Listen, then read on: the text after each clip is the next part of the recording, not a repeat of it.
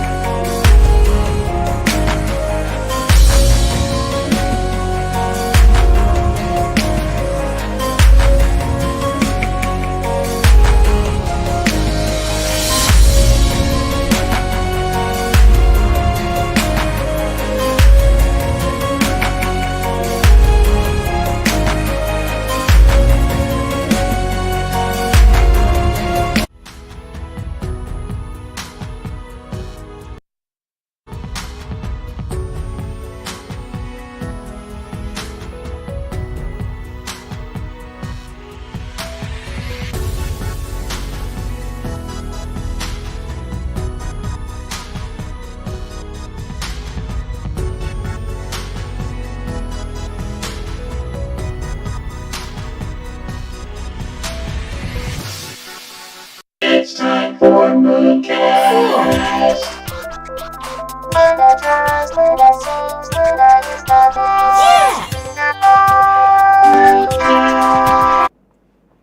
Okay. Let's see if you can hear me.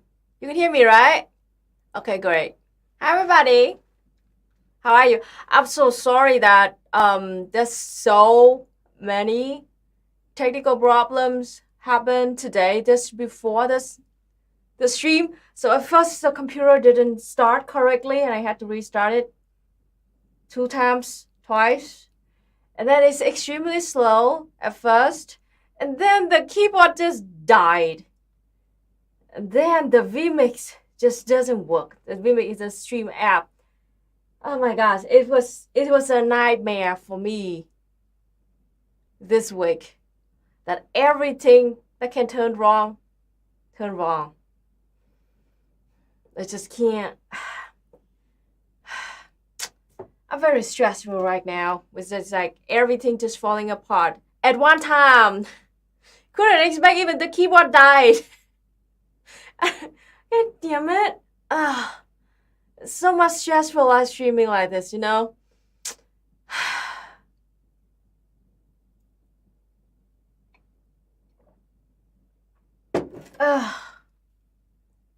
Humidity. Yeah, it might be like that because it's extremely humid in Vietnam right now. It is July in Vietnam. In the middle of summer. And extremely humid. Yes. So let's see. Okay, let's see. The computer didn't start. The keyboard died. And then the connection between the computer and the camera didn't work. And then between the vMix, the streaming and the StreamYard didn't work. And then the audio is kind of like wrong too. Everything that can go wrong, go wrong. Hi everybody, how are you? How was your day? Hiya. So the topic today we're going to talk about is corruption and how we fight corruption in Vietnam.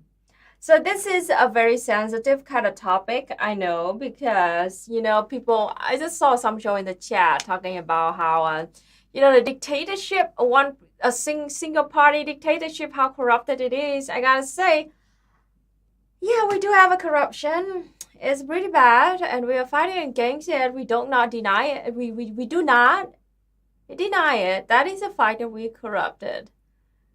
But here's the thing. Corruption is a thing that happens in every single kind of organization, especially a special organization like the government or the state. Okay? It doesn't mean that communism is corrupted. Or it doesn't mean that like the single party dictatorship, quote unquote, I laugh at that so freaking hard.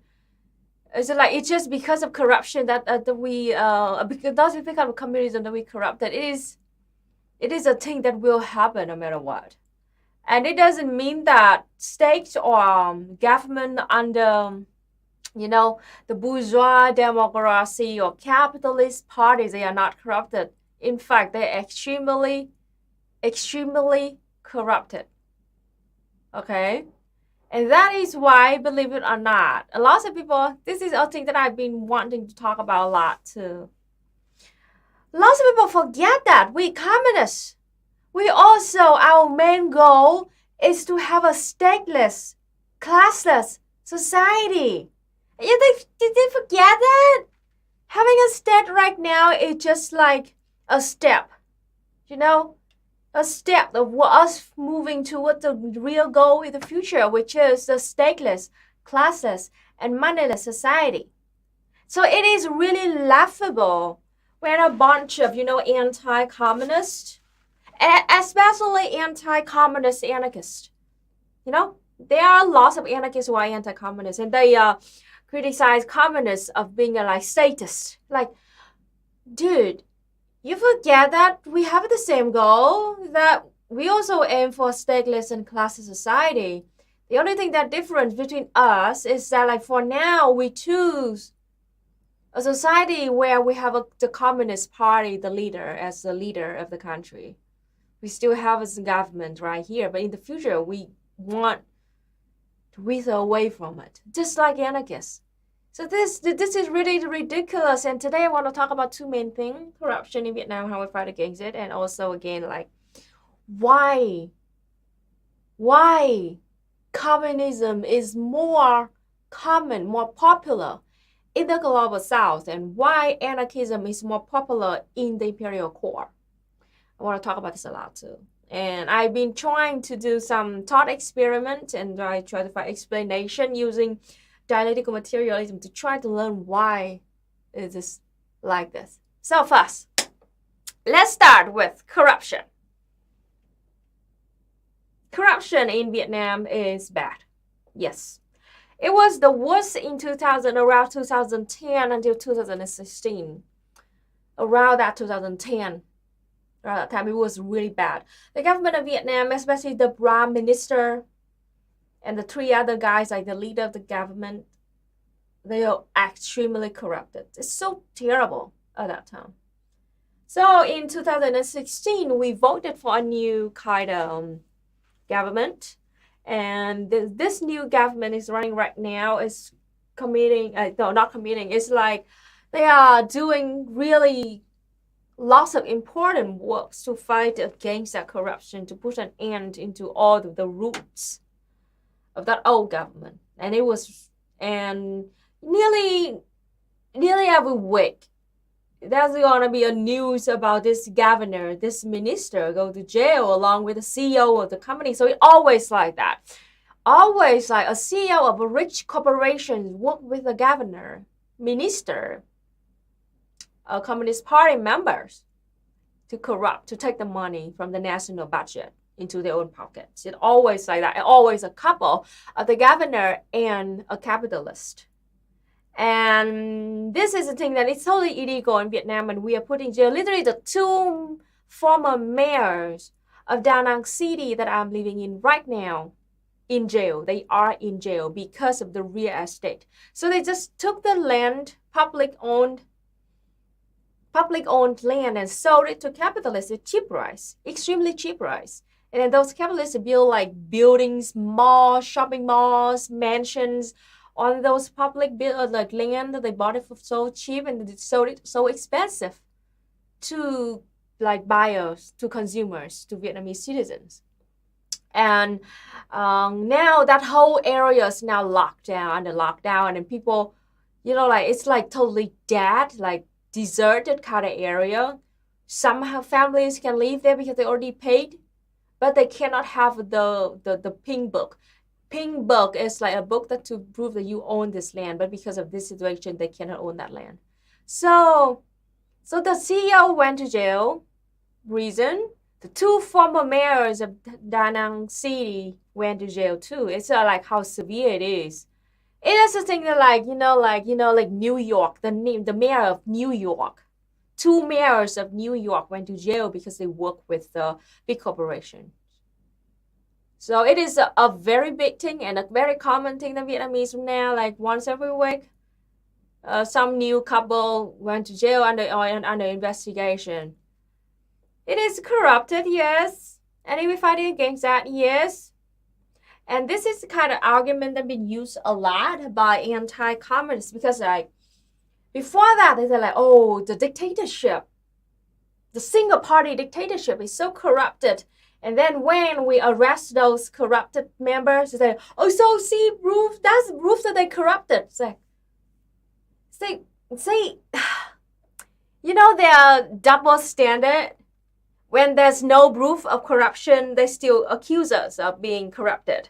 And when there's a proof that we are fighting against corruption, now they use that as an argument that we corrupted. So like, whatever we do, we bad. It's just so ridiculous, is that? So like those, the logic of those anti-communists. And it's like, if we don't arrest corrupt, we don't deal with corruption, means that we are corrupted. But if we deal with corruption, it means that we definitely corrupted. Like, okay, right, okay, fine, okay. We just like, it's so ding dong. It's so ding dong. We don't even want to argue with them anymore. Just don't even want to give them explanation anymore. Just laugh and just leave the room because it's too ridiculous. Now, back to corruption in the imperial court in the capitalist countries, for example, in the USA and the UK too. You think that they're not corrupted over there? It's so ridiculous that they act like it's just the communists who are being corrupted. It's really ridiculous in the sense of like, look, corruption in the United States of America, they even legalize it and they call it lobby. Like literally, you legalize it and it is so common for you to just buy your way into the Congress. That concept is illegal in Vietnam. That is why in a video I talk about the elections in Vietnam. I talk about like nobody are allowed, any candidates running for office. None of them are allowed to give or take any donations in the time that they're running the campaign. Nope. Everything is run by the Communist Party of Vietnam. Means that the local government do like they open, they hold brass, they hold like the meetings with the voters, They don't have to pay anything, means that they don't take any donations. That is our way of preventing corruptions like lobbying. But it was strange to me, seeing like billionaires like Kanye West and Warren Buffett and a bunch of other billionaires just bought their way into the Congress. It's really extremely ridiculous. So, like, okay, we both corrupted, yes. The bourgeois democracy in the USA is extremely corrupted, and we corrupted too. But the biggest difference between us is that Vietnam is jailing those corrupted members, and we are cleaning it. Meanwhile, in the US, in the West, you legalize it, and it's just a normal thing with you. Corruption is just an obvious part of your political system, and you don't see any problem. So it's because we are tackling down on corruption, and those anti-communists use us as an argument against it. Really weird. Meanwhile, you don't do nothing to stop corruption over there.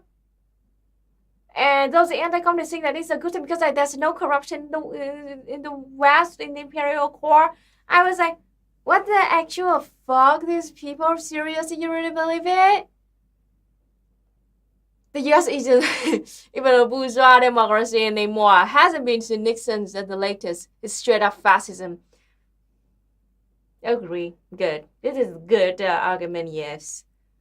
It's just, at least, like, yes, we're both corrupted, yes.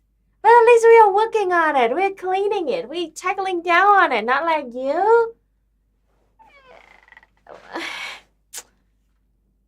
Yeah, you call corruption lobbying. Like, lobbying is extremely illegal in Vietnam. Lobbying is illegal. It's impossible to buy your way into the office of Vietnam. But it's a normal thing. Just imagine them.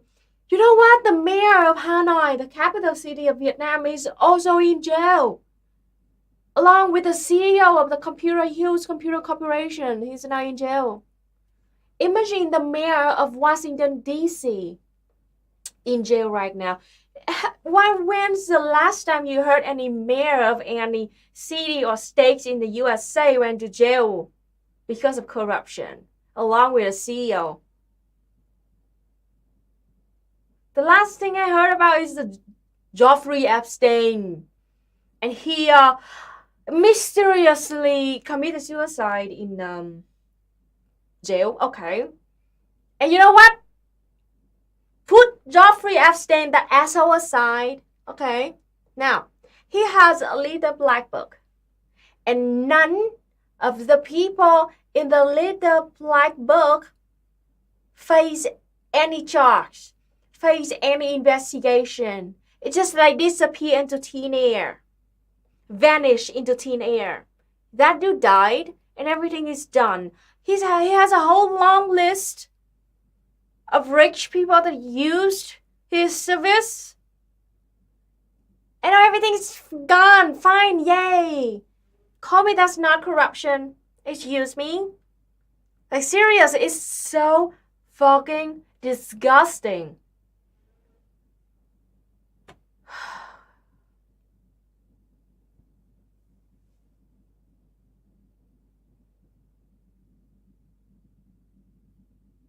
So,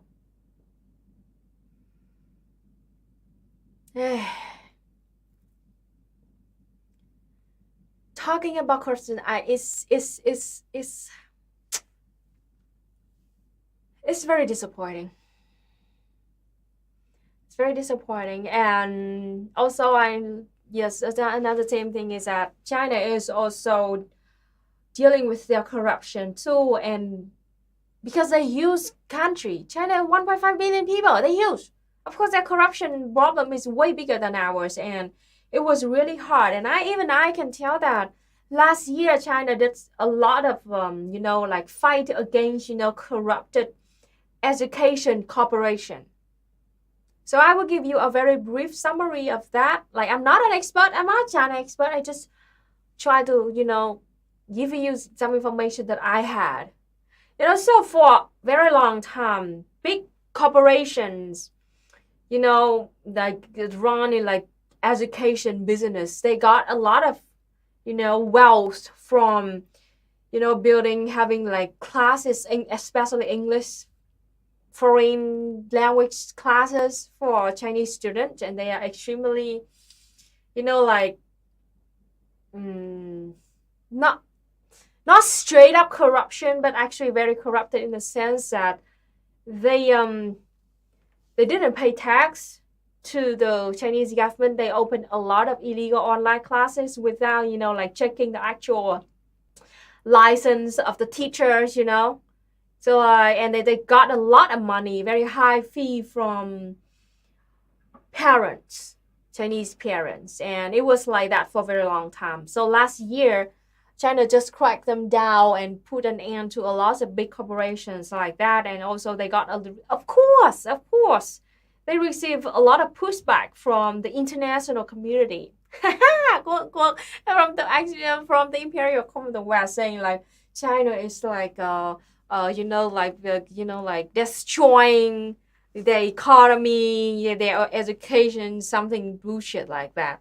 I mean, it's totally understandable they do that. And now they have been working on tackling down real estate too, because lots of real estate corporations, they just build a bunch of houses. Like in Vietnam, they bought cheap public owned land from the government, build a bunch of buildings, like very low quality buildings, but they sold it with extremely high prices to normal citizens and cost like terrible real estate bubbles in the USA, in China, I'm sorry.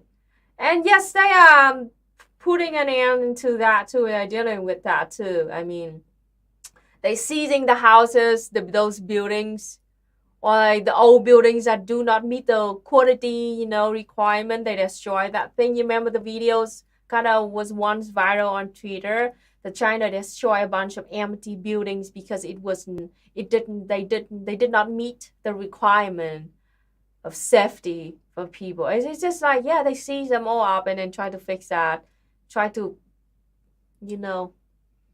break that real estate bubble. Same thing in Vietnam, we're also dealing with a real estate bubble. It's pretty bad in Vietnam. So for example, in Vietnam, it's like this. A normal citizen, like rich capitalists, they got the money, right? They bought a bunch of land, and then they wait for a few months, and then they sell those land to the next customers, and they just jack the price up 50%, 60%, even twice, even double. It's a matter of a few months. They didn't develop anything in that land. They just jack the price up, and then they also buy off information, newspaper, also like, oh, this land, just like they bought it already, and then they got some fake news about like, oh, we are applying to build like a tourist, an eco tourist system here, building the hotel in this land. So I mean, it means that all the land around it's gonna be, gonna have a higher value than that. So that is a way that they manipulate the news, to take the higher price in the land that they already owned. And the worst situation that happened just, I think, last year.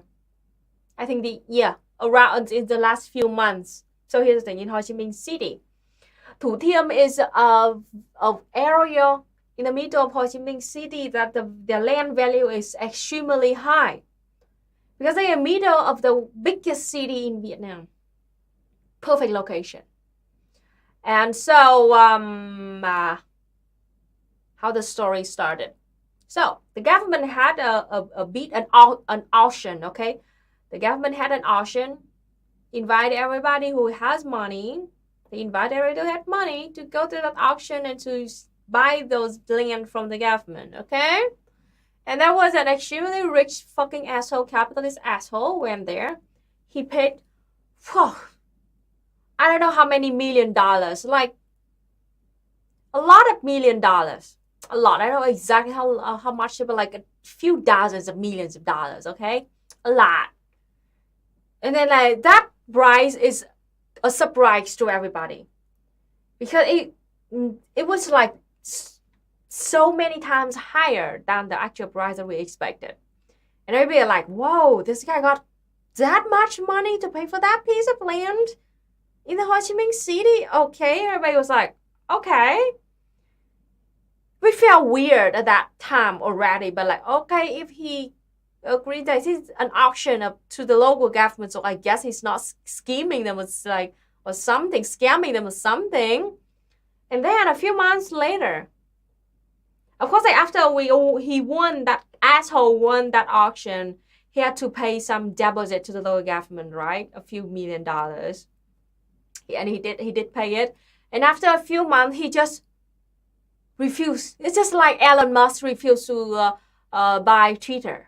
It's just this rich capitalist asshole just, oh, I'm not gonna buy that anymore. I'm willing to lose the few million dollars that I already paid the local government fine, and he just walked away like that. Everybody was shocked.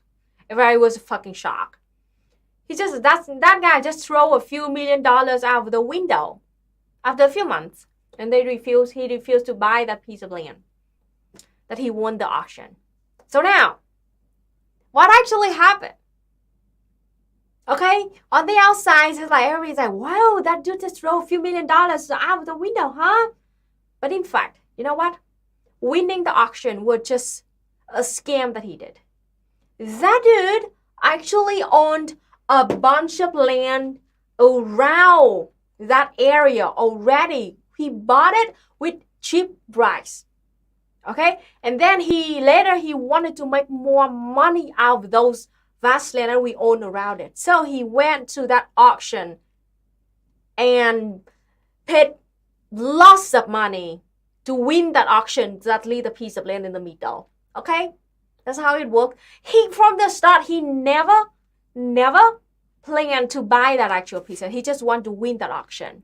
And then after that, after the news all over the place, national-wide, like, oh, this land is so expensive now. And so he jacked up all the price of land around that area. Like, many times just shoot up like that because of that one piece of land that won the auction. And then, of course, the money that he gained was way more than a few $1 million that we threw away to the window. So that was how those capitalists got money, made profit. They created a fake real estate bubble. Of course, now the price of that area around, I think, is like still high up. It just doesn't go down at all. And that dude made lots and tons of money out of it. It's just like, yeah, it's how fucked up it is. And the National Assembly of Vietnam right now is working on, talking about that and trying to find a way to deal with that situation. Not just in Ho Chi Minh, but nationwide too.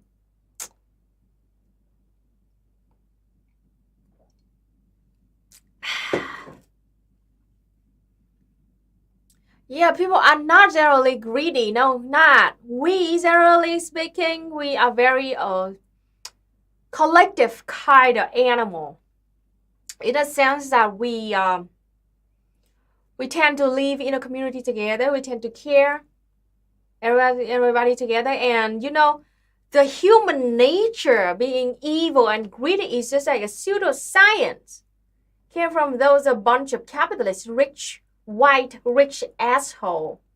Okay, in the 17th, 18th, 19th century, they create a whole pseudoscience bullshit to justify capitalism.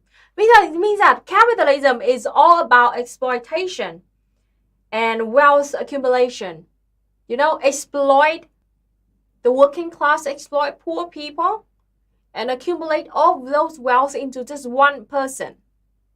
That is extremely bad and extremely selfish and greedy and evil and terrible and against a human being. Against you know, the way that human beings have been living for thousands, millions of years, hundreds of thousands of years. And to justify that action, they had to create pseudoscience to prove that human nature is actually very greedy, blah, blah, blah. Just like to justify racism, to justify that white people is actually smarter than, quote, unquote, smarter, I fucking hate that word, than non-white people. So they create a false, like, knowledge about what?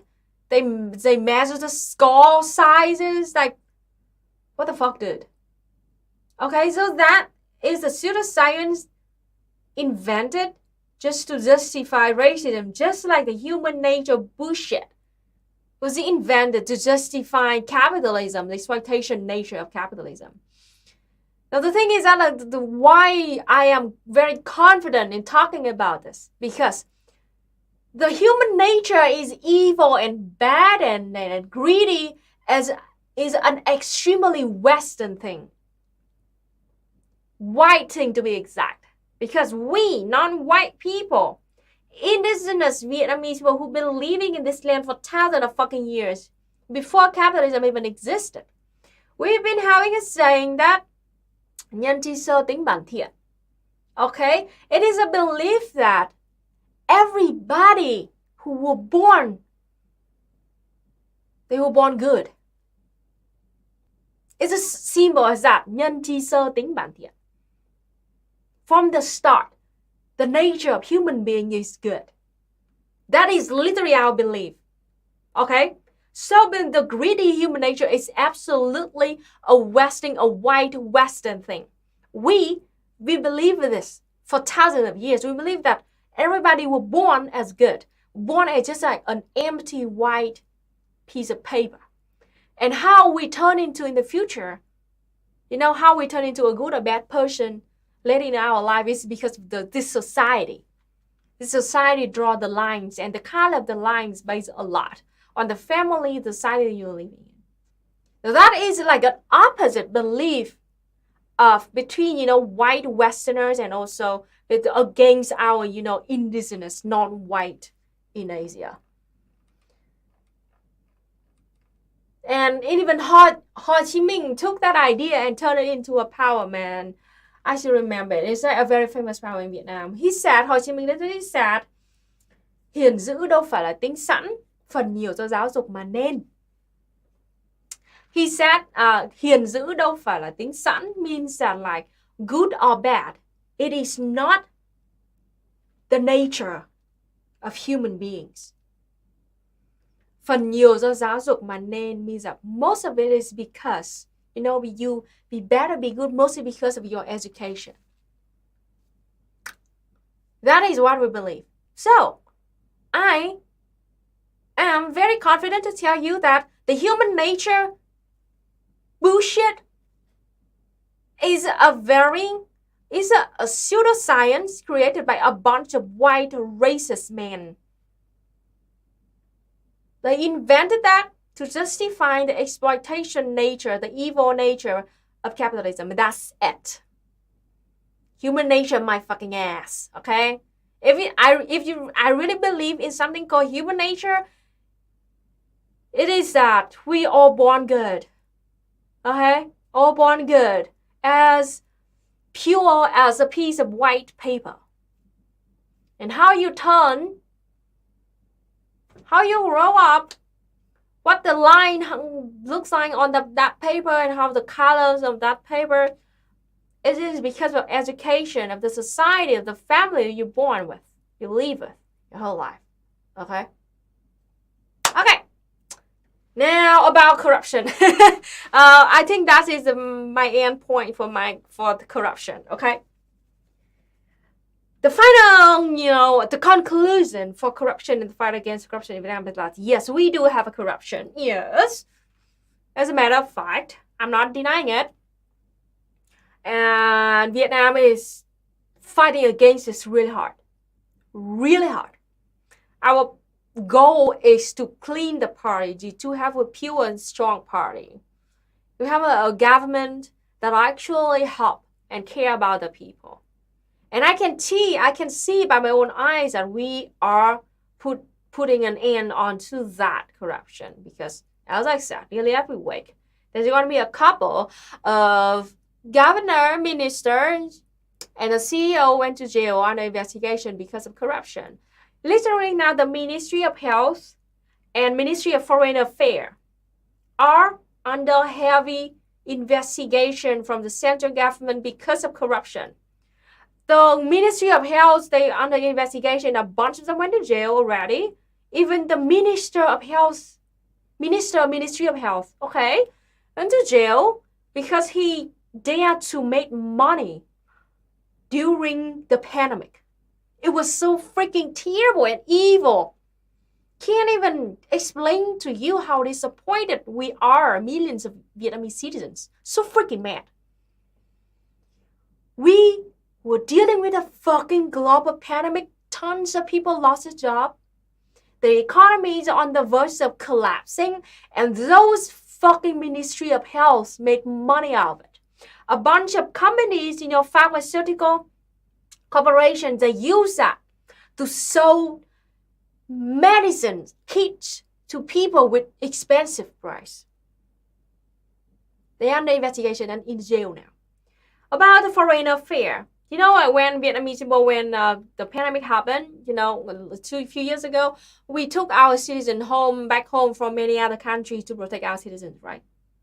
And those foreign affairs, they took money from people, instead of, choosing the people who with the priority to go back home, people with old people or children, people with disease already, go back home first. They receive money, under table money from those people, so they can go home before other people. At least 4 or 5 high-ranking officials of Ministry of Foreign Affairs now in jail because of that. Of course, along with CEO will come a bunch of companies, corporations, tourist corporations who do the in between the people. They take money from the people and gave money, bribe money to that Ministry of Health. Terrible like that, okay? At least we are working on it. But meanwhile, in the U.S., legalized corruption and call it lobby. It's ridiculous. It's fucking ridiculous. So, okay. Now that is a point of... Hi, EJ. It's so hot in here. It's very hot. I've been looking for, the small fan so I can pull the cold air out of that, but I couldn't see it. I can't handle this heat anymore. Yeah, me too. Same here. I can't wait to get out of this house. So hi, everybody. Look, I'm touching Luna in the real IRL world. What are you doing? Slugging him, that's all. Go to your Google chat.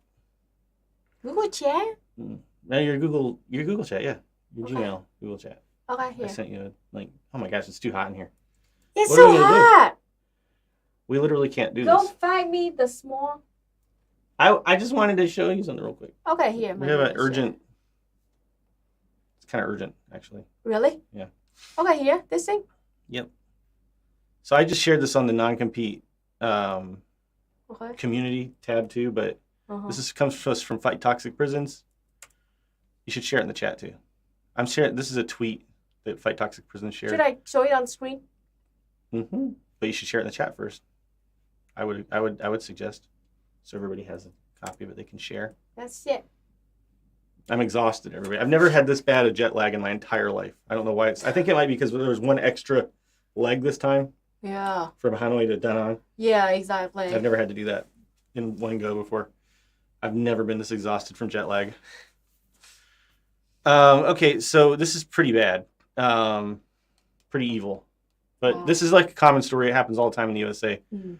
But it's happening right now, and we need to do what we can to support folks who are enslaved in the Texas prison system. So I'll just read what Fight Toxic Prisons wrote. Emergency, Texas is refusing to evacuate prisoners directly in the path of a major wildfire. The fuck? Surrounding homes were evacuated hours ago. Help us ensure our folks are safely evacuated. Now, call, share, then call again. Every bit helps. Wow. So there's a little plan This of is action. evil shit. Yeah. There's a script you can follow to call them and tell them that, you're demanding that they evacuate these folks. Now, this happens in South Carolina all the time when there hurricanes. It happens all across the USA where they don't. I mean, and lots of people have died and been injured and stuff from this kind of stuff. So the tips are to be, if you call, and we do recommend everybody calls, be firm but be polite. Although it may be hard, try to remain calm while making these calls. Remember, you never have to give out personal information about yourself if you don't want to. And tweet updates to at Fight Toxic Prison. So if you're on Twitter, this is a great thing to signal boost as well. Yeah. So there you go. Definitely recommend. We're frozen. How do we fix that? Wait. See, tell you, reset it. I need to figure out what's going on with that. I don't Yeah. know. Okay. It's very strange. So anyway, that's very urgent. So please, as you're able, share this around. Give them a call. Yeah, this is very, very terrible news. Yeah. What? So like, what? They want to burn them alive there in their prison? This isn't. I mean, you have to understand. This is nothing unusual in the USA. They just when they don't give a shit about these people's lives. So, so we have to do what we can to support them because nobody else, in the criminal justice system, the prison. And why do you keep having like wildfire like that? Because we don't know how to manage land. Because it's a Vietnam long story. haven't had a wildfire for so long now, and like a few years it happened once. Like it happened like in 2-3 days only, and we put an end to it already, and that was it. I mean, it's complicated and it varies from region to region, but the basic thing is a lot of people are building houses where they shouldn't. They're not doing controlled. I mean, indigenous people were able to manage the land for centuries. Yes, without these problems. Vietnamese are also, it is in a swell own land, so that is why we want to know exactly how to run it. Yeah. So, but a bunch of like wealthy people have built houses in these forests that are supposed to burn every year, and that's not happening now, and they don't know how to manage it. And you know that Europe is also having terrible wildfire. Horrible. I know. The whole Europe. Well, climate change has a lot to do with it too, obviously. Exactly. So we have shitty land management. Plus, we have capitalists and wealthy people building things where they shouldn't be building them. Plus, we have climate change. Plus, we have like very little in the way of like infrastructure. I mean, that they enslave a lot of prisoners in the USA to be firefighters. Yes. Wildfire firefighters. So it's all dialectically connected, but it's all very. But anyway, the long story short is, again, I'll share this link one more time in all the chats. Please support them as you're able. And I feel like I'm not a great internet personality right now because I have like absolutely no serotonin and I probably just need to go rest a little bit more. So I'm going to take off now. Thanks everybody. Please support Luna Oi. Exactly. On Patreon and this link Camaraderie. I'm taking off. absolutely Vietnamese, so they know exactly how it works. Like it's like sometimes like a natural wildfire is actually good for the nature. Yes. No, in the West, I mean, I know that they're supposed to have a burn cycle every year, and it's just like not happening because of Yeah. Yeah. Because you stop it from happening every year, so now once it happened, it went into a massive scale. Because they're building these big houses like in the middle of these Lots of forests people they're supposed died. to burn down every year. Yeah. So, did you know that Arizona State needs its inmates working inside the prisons, or else the state's economy? Oh yeah, that's the whole thing. Yeah, that's the whole We were going thing. to talk about that on Breadcast, but we were just Yeah. weren't able to do it yesterday. But and thanks to everybody who's been retweeting, and thanks Sam for Sam has shared this with mutual aid groups. So like if you have any kind of organization, please share this kind of information Yeah. with your orgs. But yeah, we're going to talk about this soon, probably in the next Breadcast, about how they just basically admitted that their entire economy runs on prison slave labor, and if they weren't able to enslave prisoners, that the system would collapse. Later That tells in you- that article, you see it like that, like all the private prison corporation, they made like what kind of promise that it would like at least they will fill up at least 90% of the vacancy. Like Yeah. they have the target of the prisoners. Yeah, it's a for-profit thing, so that's like there's a financial incentive to imprison more people. But what does it mean when your system, when the person who's like running your system comes out and says, if we don't enslave people, our system will collapse? What does that tell you? It tells you It have a should collapse. brutal fucking And system. that system should fucking collapse. Yep. All right. Well, sorry for Whereas, the look at this bad news. nest here. Save versus Capital says, EJ, your recent jet lag hit you harder because you're getting older. Welcome to old age. Well, hey, that's probably true. But like when I went to the USA, it wasn't nearly this bad. Bounced back after like a day. I mean, I was able to at least, I took a lot of naps, but I was like, this time I feel like dirt. Anyway, all right, I'm going to go take off. Have Bye, fun. everybody. Bye. Please Bye, EJ. support these prisoners as you're able. If you can find me a Oh, and this came to us fan. through Overthrow Media. So Luna, you should link to VP's channel. That's how I found out about it. So. Okay. Find me a small, I don't know where it is. Okay. Okay, everybody subscribe. Follow the Fight Toxic Prison and also our Conrad Overthrow Media. I'm looking for it on Twitter right now. And now we move to the next topic.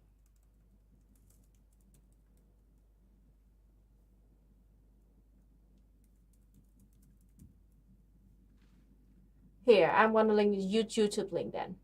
Next topic is a dialectical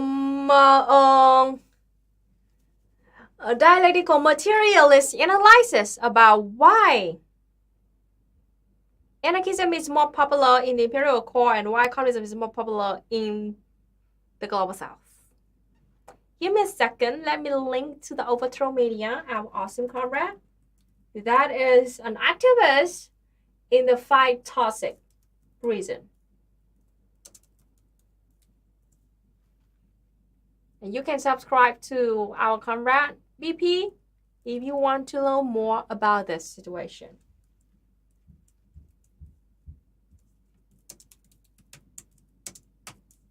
Okay, now to the point. I've been learning a lot about why is it? Because it is true that anarchism is actually very common, popular in the imperial core. Meanwhile, in the global south, it's not. It's Marxism and Leninism. Now, this is my observation and this is my explanation. How do I start? Okay. The reason why Marxism is very popular in the global south, it is because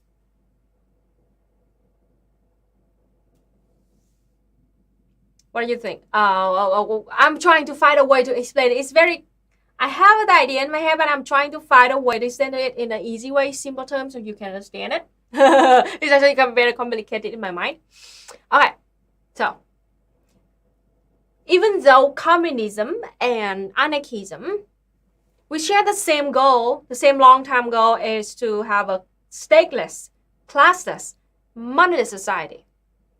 The only difference, the main difference between the two ideologies is that communism believes that we need a transitional period. Like socialism. We call it socialism. Vietnamese, we call it socialism. A transitional period. Laser is a noun meaning a device that produces a nearly parallel. Alexa, shut up.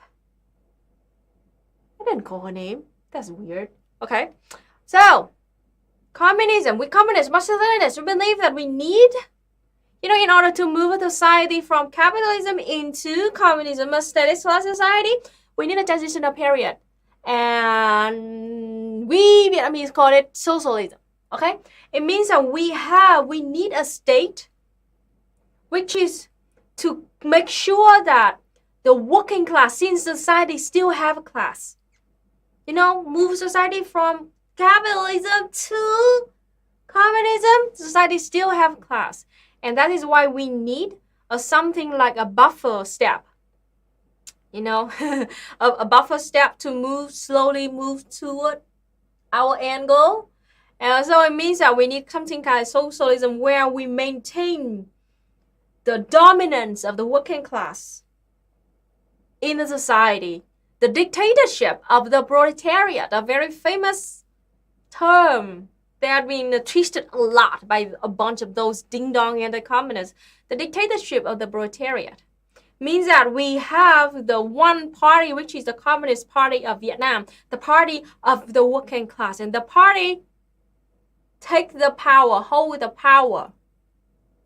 And then The system Vietnam right now, like the Communist Party of Vietnam, the National Assembly, and the government working together, a bunch of other unions still working together in one big entity. Try to run a society to make sure to maintain the dominance, the dictatorship of the working class. And also at the same time, too, in the society, we as the countries outside of the imperial core. Now this is, pay attention to this. Pay attention. This is very, very important. Global South country. We are building socialism. We are doing that transitional period in the material conditions that the imperial core still exists. The bourgeois fascist state of capitalism still exists, and it still threatens our existence. So, we as people from the global south, we need something to protect ourselves from that threat. And we, communists and socialists from the global south, we see our government as protection. It's protecting us, our own existence, in the threat, against the threat coming from the imperial core. That is very important. We view our government as protector. They protect us from the threats, the violence, the terrorism coming from that imperial core. That is why we have a very different perspective, point of view about our state. Now, and we are now, living under the Communist Party of Vietnam and also this system. And we never forget that in the future, we will have a stateless and classless society once capitalism is eliminated. Once there is no country like the United States of America with the bourgeois state exists anymore, we will do that. But for now, since the imperial core still exists, since literally US, UK, Canada, Australia still exists, we cannot do that. We need an entity to protect ourselves, which is the government, the state, the Communist Party, and the army. Now, to the imperial core. People in the imperial core, their whole life, they've been living under the oppression of their fascist state. Their fascist state exists to oppress them, not to protect them. That is very important. Their bourgeois democracy state, their fascist state, exists to oppress and exploit them. It never exists to protect them. And also, at the same time, their whole life, they've been exposed to the indoctrination coming from their own society, coming from their own states. Deep inside their mind, they still have the very strong anti-communist mindset. Even though they call themselves socialists or anarchists, lots of them still cannot break through that thick wall inside their mind. So, those people, lots of them decided to follow anarchism because it is a kind of alternative choice. Because they know how evil their state is, how evil capitalism is. But because, again, still because of anti-communist mindset, indoctrination, they got fat their entire life, their entire childhood. They cannot break through that wall, and so they still hate communism, but anarchism is like a reasonable choice. And also at the same time, anarchism they condemn all kinds of states. All kinds of state is bad. So means that communism is bad because we support our state. Now that is a very, I gotta say, ignorant kind of perspective. I understand how it works. I don't blame you 100%, like 50%, but I'm trying to understand how it works, and it's understandable because your whole life you see your state is oppressor. Your state exists to oppress and exploit you. Means that you cannot even imagine that somewhere on this earth the state is actually not exist for that kind of purpose.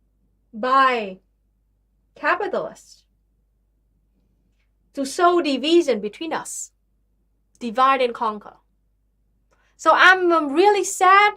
I'm really sad to see anarchists and communists smearing each other. I'm really sad because you're falling into that trap.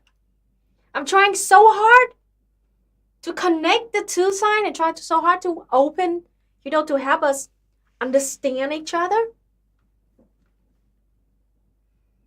But it's really hard because it's really painful, and just me as just a woman on the internet cannot have that much power over the propaganda machine that was the billions of dollars coming from the West. So how can I single-handedly fight against, racism, sexism, and anti-communist propaganda? That is why I want to share my knowledge, my analysis, to as many people as I can, to try to and here's the thing, this is my suggestion for anarchists and communists, okay? This is my fucking suggestion, like seriously.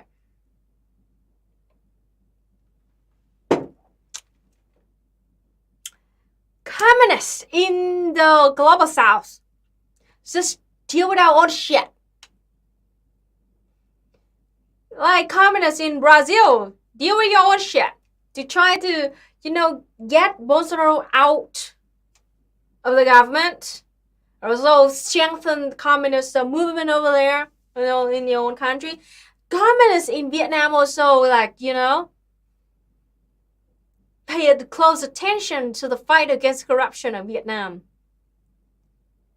And also, give opinions to the government. So everybody deal with your own shit. And also, anarchists in the imperial core police deal with your own shit too. Yes, to end the existence of bourgeois state over there. Jesus Christ. Okay? Actually, you're in the worst situation. This is literally from the imperial core and the exploitation of the fascist state.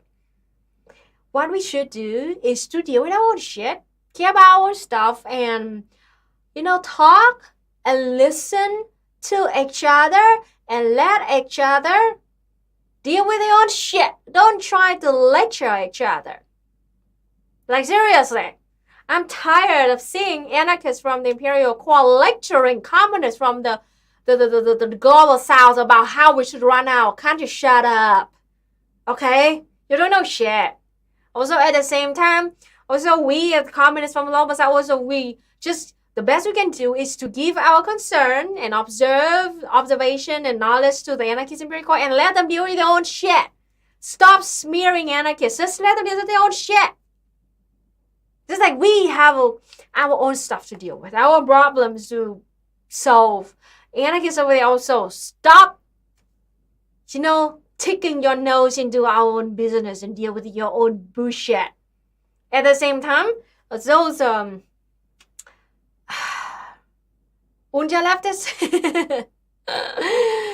in the imperial core also, stop sticking your nose into our own business and deal with your own fucking problem. I think that is a very practical advice that I can give you because the world right now is fucked up. We all have our own shit to deal with. So please focus on things that we can actually do to help. Leave each other alone. Stop lecturing each other. Stop smearing each other. You're wasting time. That is why I've been telling you a lot that the point of being communist and also being anarchist is to go out there. Do something in real life to change it. Just sit there in front of your computer. Tweeting is not praxis. Tweeting is not praxis. Please organize. Right? Please organize. Do mutual aid, build dual power structure, and help the people out there. Help houseless people, help poor people out there. But if I have to focus on stuff in my country and actually have to do stuff Sad, huh? Too bad. You have to actually do stuff.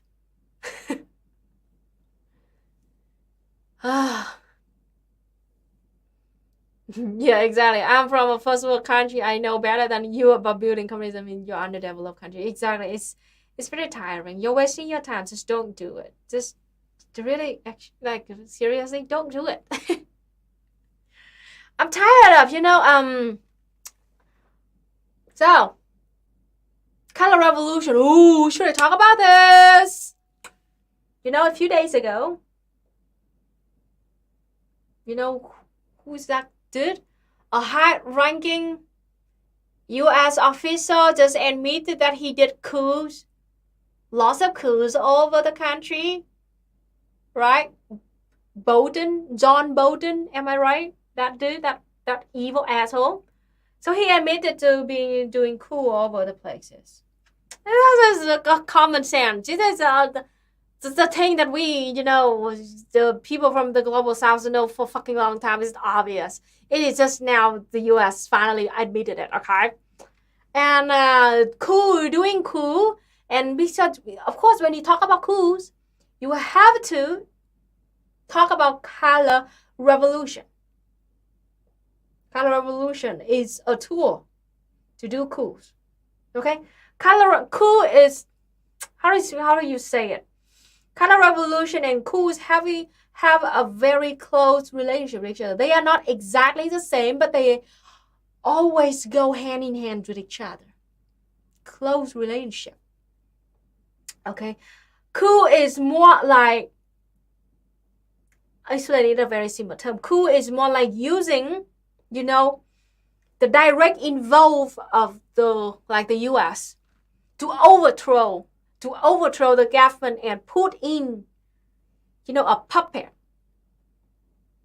resident or something government that they can control. Like coup in Chile with Pinochet, a military coup in Brazil in 1964. Okay, and also another coup in Brazil in 2016. They literally used a judicial coup to jail a very democratically elected first female president of Brazil. And then later, Bolsonaro got into power. That is the coup that we're talking about here. Now, back to color revolution. What is color revolution? Coup in Bolivia in 2019 too. Okay? Color revolution is a method. It is about the method. Color revolution is when the CIA, the United States of America, the State Department. This is a thing that lots of people from the imperial core, especially individualist anarchists, they cannot wrap their head around it. They cannot understand this. When we non-white people talk about this, they just can't, incapable to understand this very simple concept. In global south countries, of course, life is not perfect here. It's not utopia here. So, of course, we people will have a grievance. We have a disagreement with the government of our country. It is obvious. We are all human. We're not perfect. So, of course, we have things that we disagree with the government. And then when one issue became big enough, people start to protest or having big campaigns or something to speak their mind to the government, to hope that the government will understand it and trying to deal with that. The State Department, the CIA, the USAID, the US State, immediately saw that as an opportunity. Then they used that already existed grievance of the people in that country. They jump in, they pump money into it, and they turn that into an anti-government movement with the hope of stirring, an uprising riots to weaken, to destabilize that country. So later they can create the conditions so they can do coups to overthrow the government. So they put a puppet there. So color revolution is a method and it does not always succeed. It is a method, like an attempt to do that. Color revolution paved the way for coups to happen. Euromaidan is a very obvious color revolution happening in Ukraine in 2014. When yes, there was an actual grievance of the people, there are some part into it, and then the State Department, they pump money in, they use media outlets, false news, agent provocateurs to feed people with fake news and hatred against the government, the pro-Russia government at that time, because that's the government, the pro-Russia, and Russia is the biggest enemy of the USA. So they want to overthrow that government. So they pump money in fake news, false news, agent provocateurs to that Euromaidan, and it turned into shit. It turned into a huge riots with terrible violence. And yes, after that Euromaidan thing, that paved the way for the new pro-US, pro-West government with Zelensky as the leader, as the president. Now that is how color revolution paved the way for coups to happen. It doesn't always succeed, yes. Color revolution happened a lot in Vietnam, and we all track them down very quick. Like literally in 2018, 2019, we had the Freedom Convoy in Vietnam. Freedom Convoy in Vietnam that happened. It started from an actual, just like at that time, the government gave, an auction. The government wanted to build new roads, highway roads for trucks, okay? And the government had an auction, and capitalist companies, road building corporations, they joined that auction, and they won that auction, and they are able to build this road, okay? And those corporations, after they build the roads, they build like BOT. It's like, we call it bond in Vietnam, where they take the fee from the truckers to go through that highway, right? And the fee was too high, and they put too many BOTs on a short highway, and that pissed off a lot of truckers. Now, this is the problem of the corporations, not the government. And the truckers, when they protest against those BOTs, where they did not want to pay that much money, they protested. Now, a bunch of anti-communists overseas. Sure, I'm sure they have the hand of CIA here. They pump money, fake news, false information, agent provocateurs into that, and they totally turn the narrative from those truckers are protesting against the corporations who build those highways into this is the decision from the government. You have to protest against the government to overthrow this evil communist, authoritarian communist regime to bring freedom to the Vietnamese people. And dozens of thousands of truckers in Vietnam started their freedom convoy shit. They blocked a bunch of highways. It was so terrible that so many people died on the ambulance because they blocked the highway. So, the patients on the ambulance, they cannot go to the hospital on time to save them. They died. It was terrible. And the leader of that freedom convoy right now, Phạm Đoàn Trang, she's now in jail. She received 9 years in jail. She was the one who wrote the handbook and gave it to those truckers. She was the leader of that freedom convoy. She received money from the organizations outside of Vietnam. Viet Tân is a terrorist organization, anti-communist, funded by a lot of rich capitalists in America. She's now 9 years old, and you know what? Phạm Đoàn Trang, that woman received nomination of the human rights prize coming from the UK and the US. She literally an agent provocateur paid by anti-communist organizations outside of Vietnam to start a freedom convoy in Vietnam in 2017, 2018.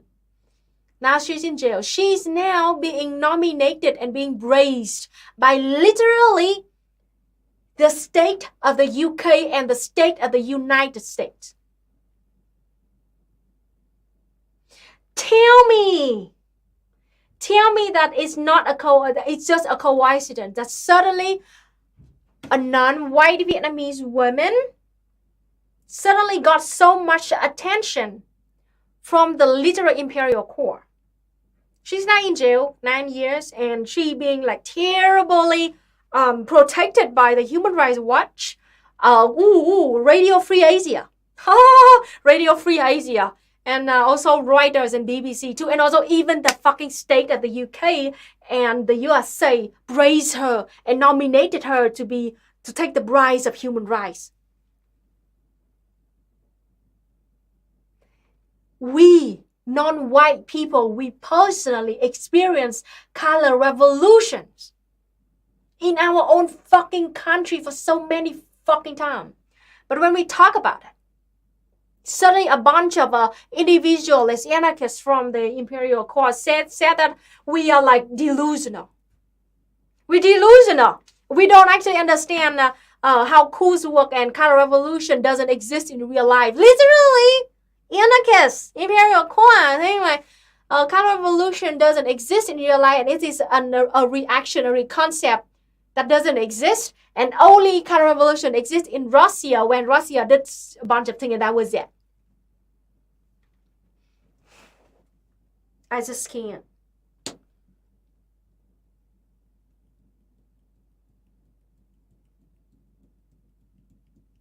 Can't stand it anymore.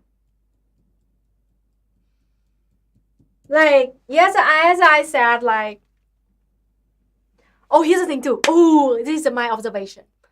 You know, after John Bolton admitted to doing coups many other places, suddenly right after that, a bunch of Twitter accounts,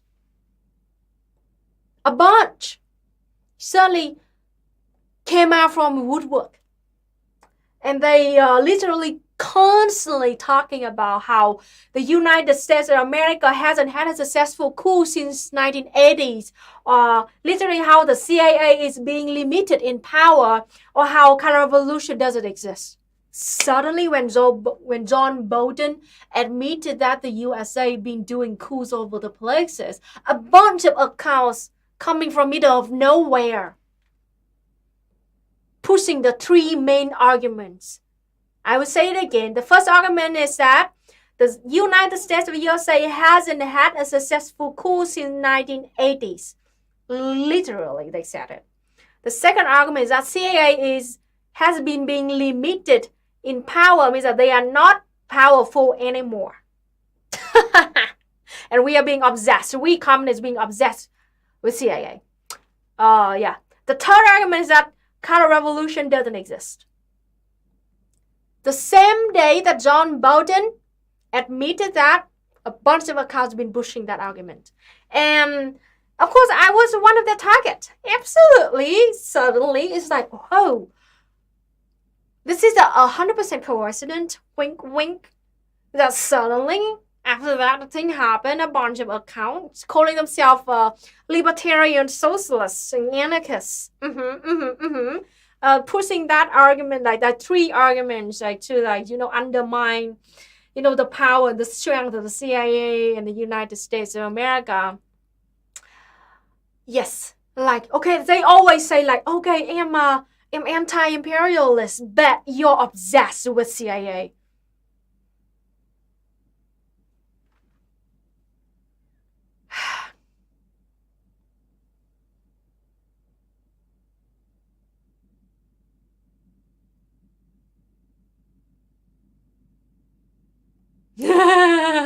David Parkman is a centrist liberal and self-described progressive who infamously said that Morales, Bolivia didn't get ousted via coup. Yes, it is a thing. It is a thing that, as I said, those quote-unquote libertarian socialist anarchists and those right-wingers have the same exact arguments. It makes me believe that it almost like those accounts are bots and fake. And they just use labor, to fool us. Of course, easy. A right winger, a neo-lib, just go on Twitter, create a fake account calling themselves anarchists, calling themselves libertarian socialists. And then they just straight up spread like CIA propaganda bullshit. But like, hey, I'm anti-imperialist. Hey, I'm libertarian socialist bad. Or hey, I'm anarchist bad. It's so easy to use that labels to poison the well.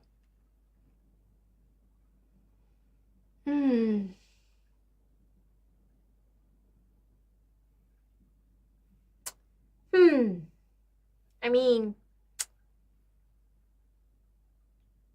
that's donation from Jonathan Marquez Lopez. What do you think about Laos? Isn't it unfair how no one mentions them when it comes to socialist countries? Also, is it weird to be married with an anarchy? First question.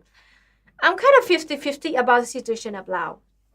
Because, yes, it's kind of unfair that we mostly just forget about them. We talk about socialism. But also, we have the 50 that we're happy that they forget about Laos.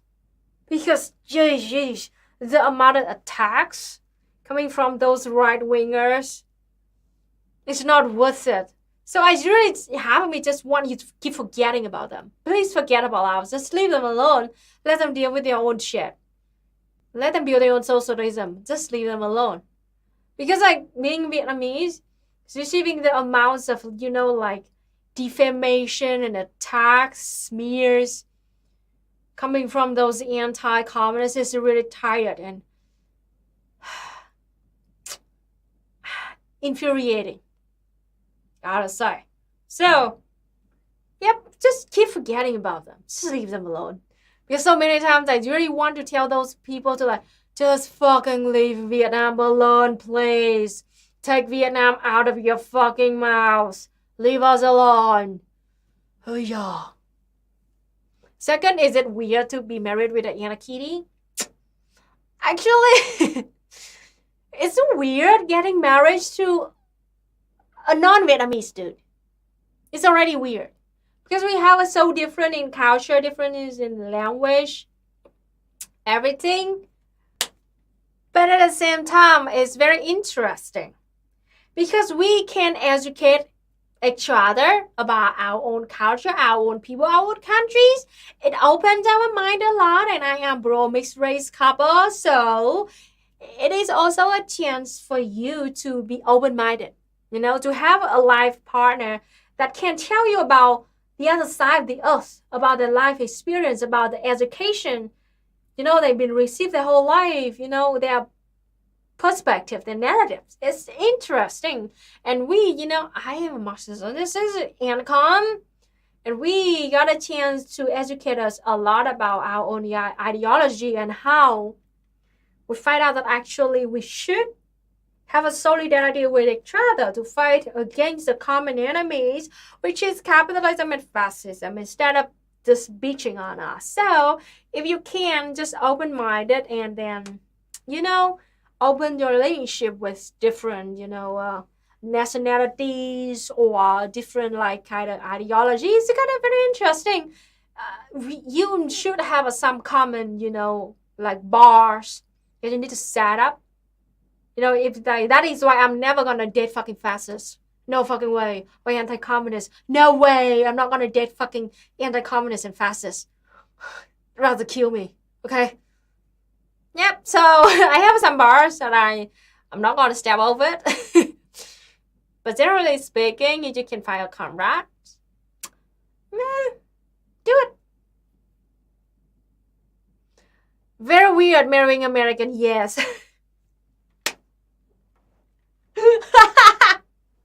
Especially just talking about the amount of indoctrination that you receive, been fed your whole life. It's kind of really interesting talking to EJ about what did he learn about Vietnam in his school. So it's a good laugh. Always a good laugh between us. How actually he learned about Vietnam, the Vietnam War, our culture, our history.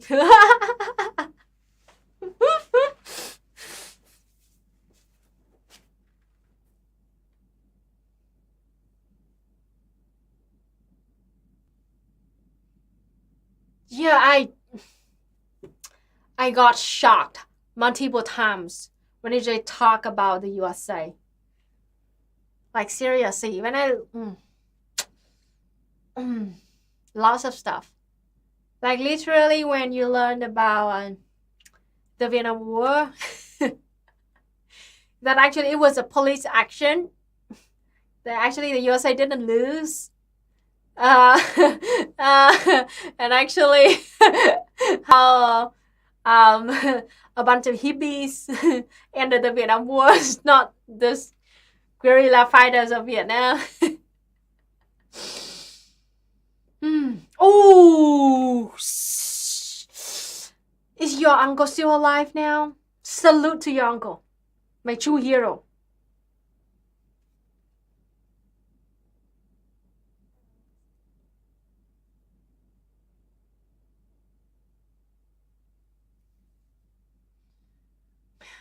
Kidding me? Yes.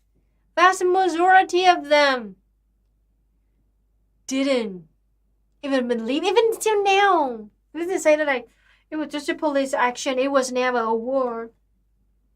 And the United States of America military lost, but politically won. Yeah.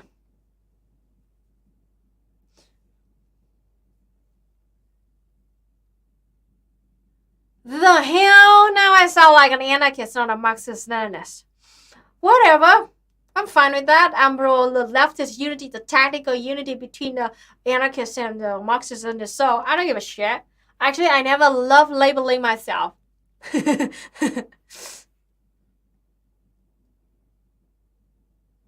died of years ago, and he ended up having a pretty good life. Became an astronomer. Ooh, awesome! In Australia, they teach you the Vietnam War was bad and that the US strategy lost, but it's more that it was a bad strategy than it was wrong on principle.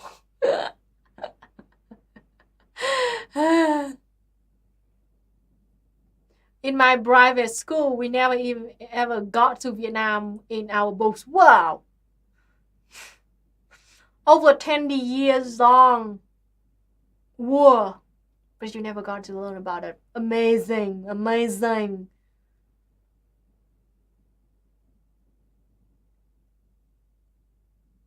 Never heard of the Springvale in Australia. Nope, never heard of it.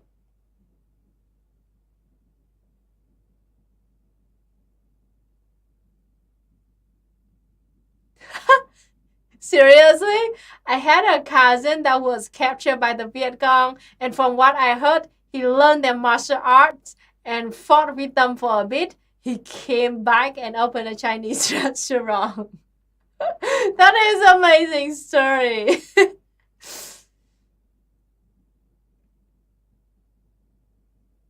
I was made to watch a documentary where they interview US veterans who said it was worth it. They never interviewed the Vietnamese people. And they called it neutral. They called it non-biased documentary. Kind of yes and no. So, absolutely, in a sense that yes, in a sense that the north of Vietnam, just like north of Korea, they follow Marxism, Leninism, communism. And the south was occupied by the U.S. And the U.S. successfully separate North and South Korea. And they wanted to do that in Vietnam. They want to do the exact same thing in Vietnam. They use the exact same strategy in Vietnam. Oh, that's my knee.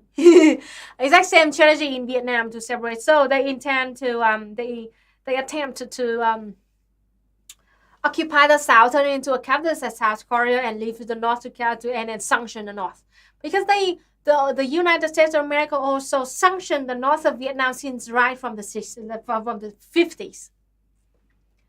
But the only difference is that they failed, and we actually reunited our North and South, become a whole full country like today.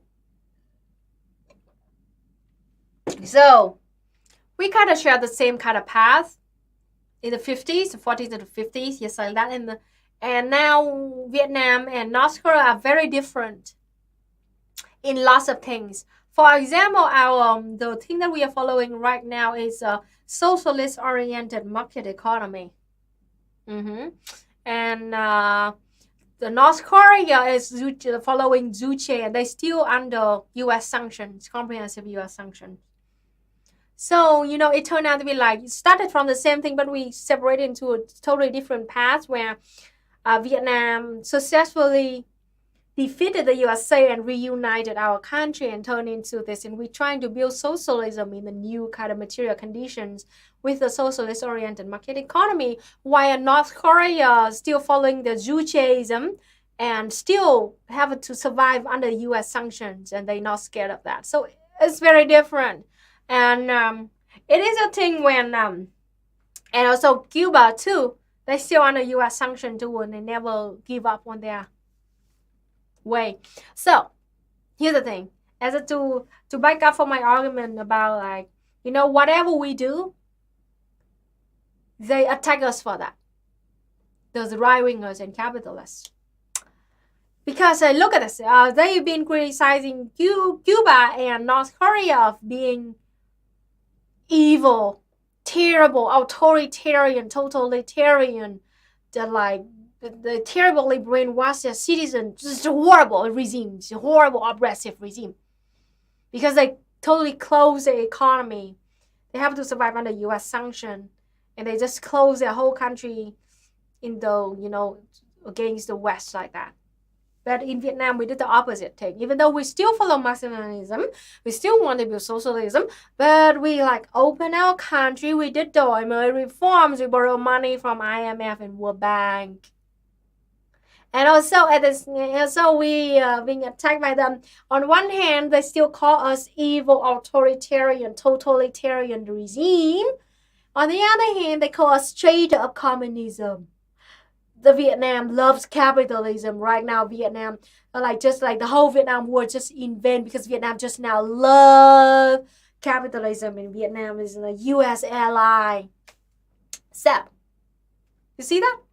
Whatever we do, we got attacked because of that.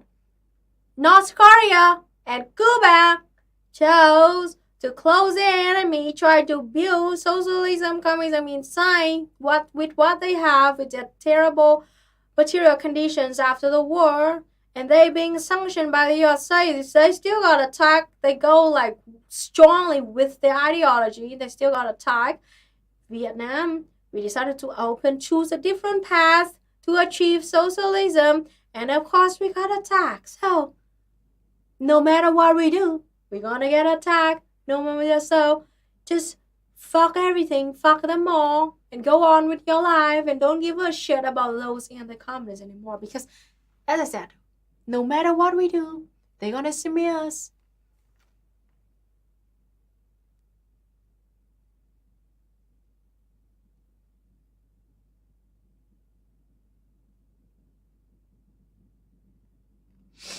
Oh, lots of chat, huh? Wow. How are the current relationship with China? Complicated, but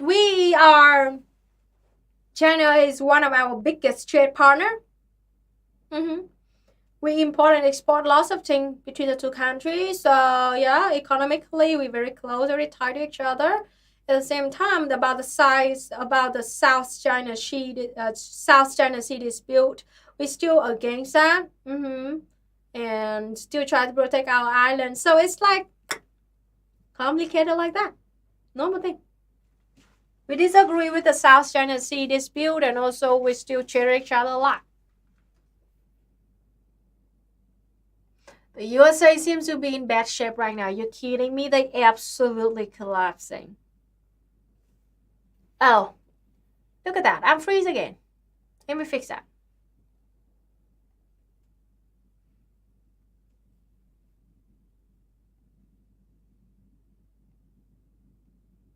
Hi. But in the 12 haircuts. Give me a fucking break.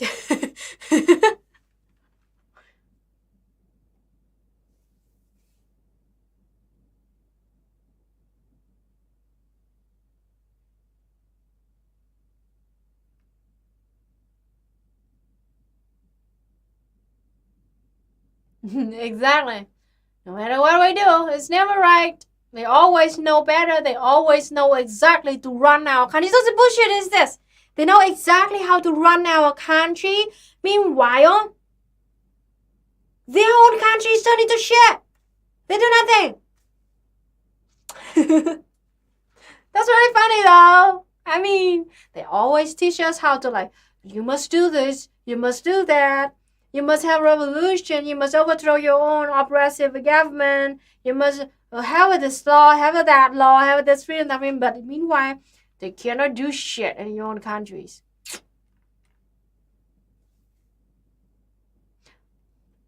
Yes! And I was one of the people who roasted him too. God damn it. Can't believe this. Literally, that CIA guy still said that CIA exists to protect people, to make you safe. Give me a break.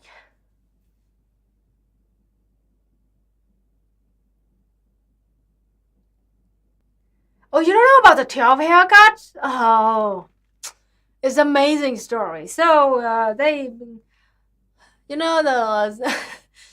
Western media outlet for years now been running the exact same kind of argument like whenever you go to a haircut in North Korea, there's a list of 12 haircuts with picture Kim Jong-un haircuts.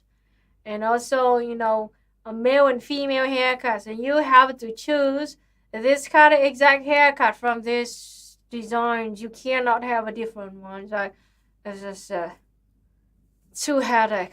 My brain's just there talking about it. And also, the real Kim Jong-un already died. And this is the clone of Kim Jong-un, the 7th clone of Kim Jong-un. I don't know exactly for sure, but I think that I saw something about it because they're so hungry, something like that they use condoms so like a topping of the pizza, something like that. I could be wrong though. I read that a long time ago.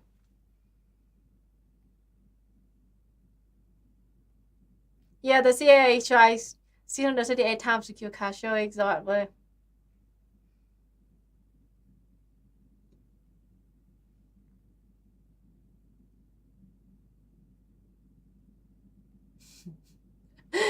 Yes, they have just a couple of haircuts.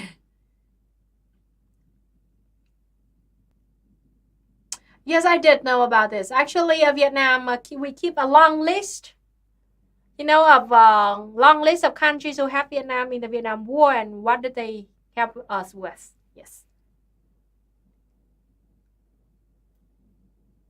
Yeah, they put condoms on pizza to imitate cheese. Yeah, something like that. Yep.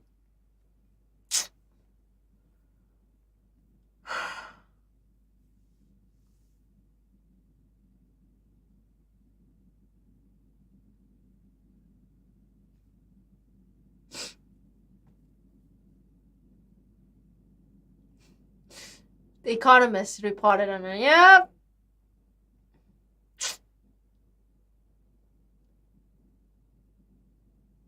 Ben and Panada made a video about it. I didn't know about that.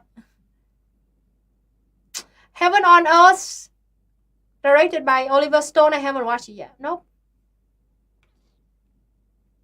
Oh, I need to deal with this first.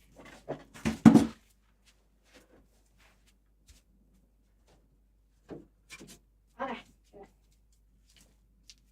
Aiza. Checking the chat right now.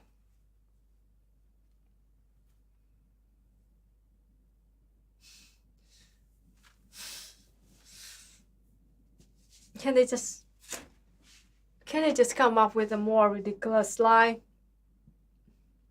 If French still spoken in Vietnam, mostly now we speak English. French mostly study in universities of Vietnam, high school too.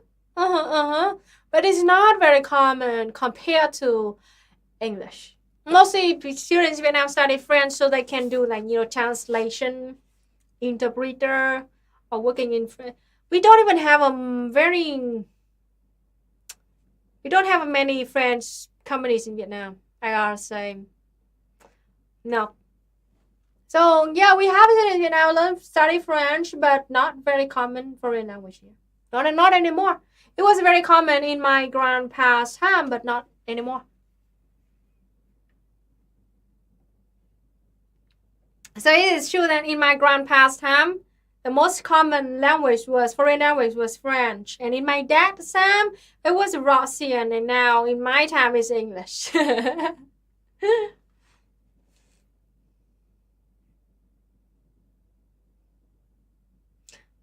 Yeah, we won the Vietnam War and kept the pate.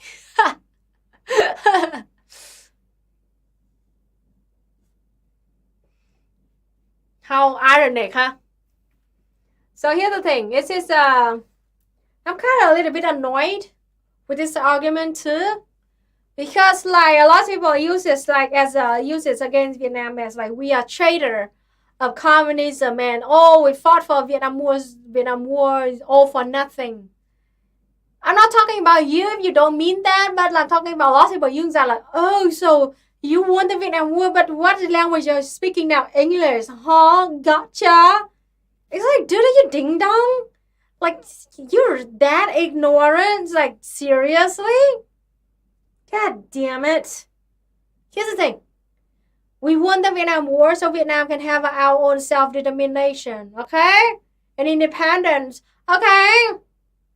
Speaking language, I wish you have to say, like, just fucking blame capitalism and globalism, globalization too. You use your hegemony to force English to be the common speaking language. And here's the thing. When I work at Chinese company, Chinese corporation, and we mostly use English to talk to each other. So English is like a tool for us, non-white people, to talk to each other. Okay? Is this a really ding-dong kind of argument for those people to use? Like, yes, it sucks that we have to speak English. But it's the thing that it's the Western hegemonies have been pushing this language to be the common worldwide language, just like US dollars. It's bullshit, but it is the thing that you have to use. And it became a kind of a universal language that for us non-white people to talk to each other. So for example, when we talk to Koreans, when we talk to Japanese, we talk to Chinese, we talk to Malaysians. Are you fucking kidding me? That am I required to study extra language so I can talk to those people? So English is just like a tool for us to talk to each other. It's just a very, it's a product of colonialism and imperialism, yes. But now it turns into a very common and practical tool. And it does not use just by native speaker. Actually, the vast majority of people who speak English are non-white. So we treat English is like a tool, a language that we can use to talk to other nationalities. Okay? As I said, I say it again, yes, it is a product of colonialism, imperialism. But now, we turn it into a tool that can actually help us communicate with each other. So, yeah. And actually,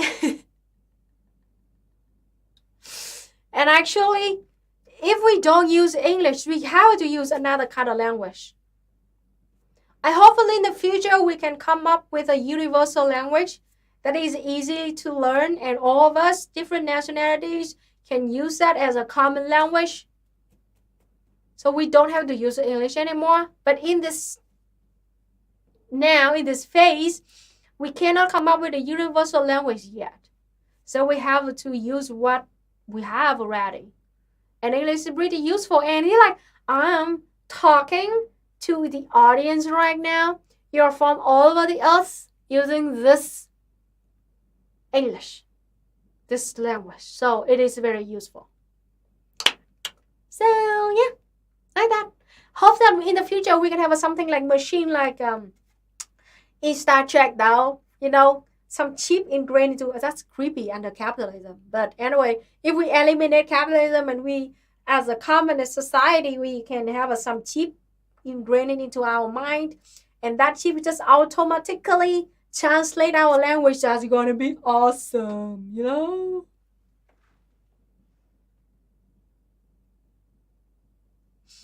use Twitch language.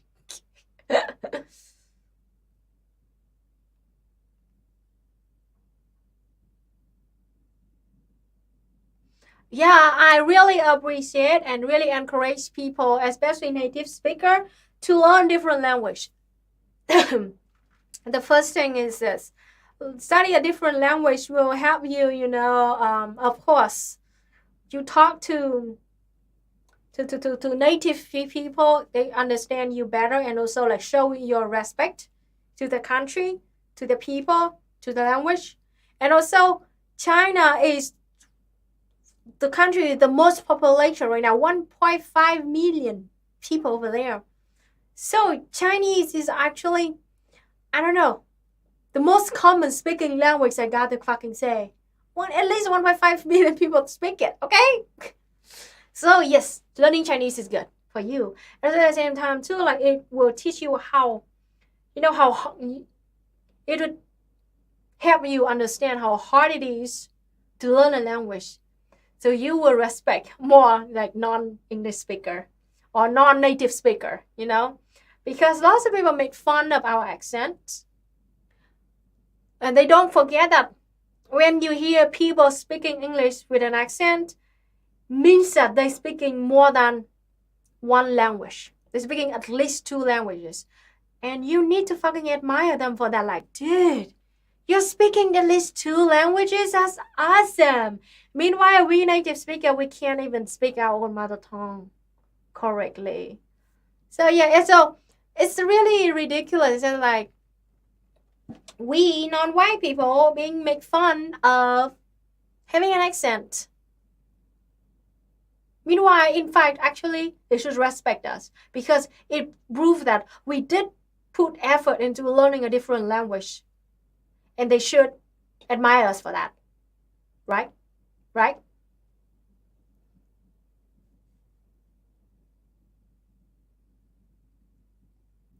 Esperanto. Never heard of it. Esperanto. Not Espanol, but Esperanto.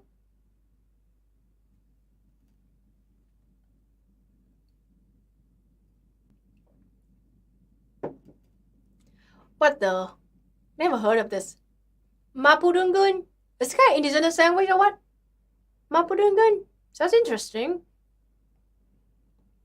I also study Chinese and a little bit of Korean and a little bit of Japanese too. Really?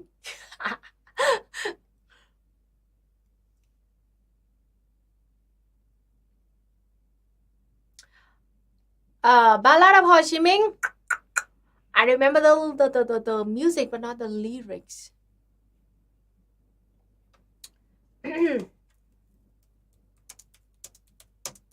I'm searching the lyrics.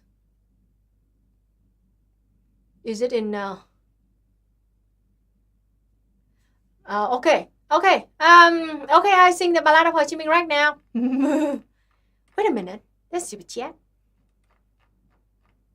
Oh, here.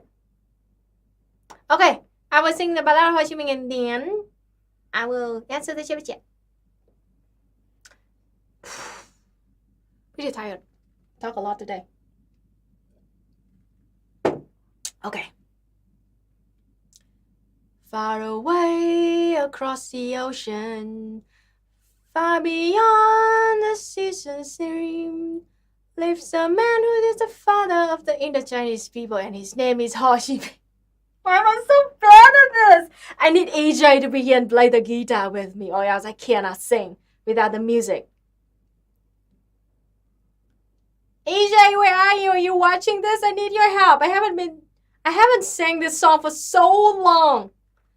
Far away across the ocean, Far beyond the season's ring lives a man who is the father of the Indo-Chinese people, and his name is Ho Chi Minh. I need EJ and I need the music here, because you know why? The song is the third sentence is very fast, and I'm very bad at it. I need Ho Chi Minh. Sorry. Maybe next week I will do a better job. I feel so bad right now that I cannot sing Ballad of Ho Chi Minh right. Okay, 师傅姐 Danielle, have you ever used solar cooker for anything?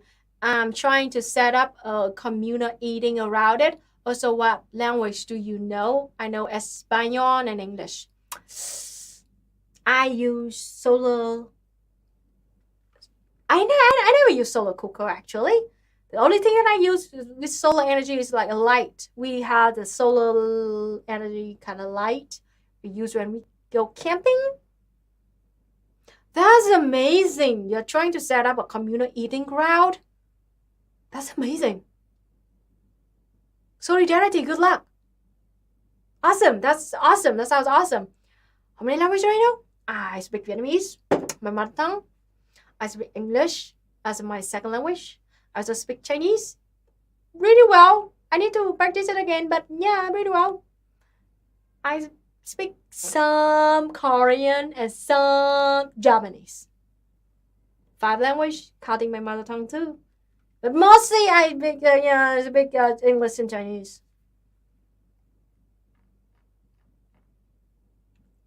Fake communists!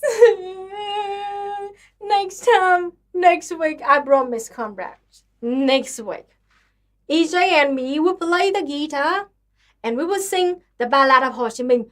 Promise! I have to write down my note right now. Next week, play the song Ballad of Ho Chi Minh with the guitar. I'm sorry.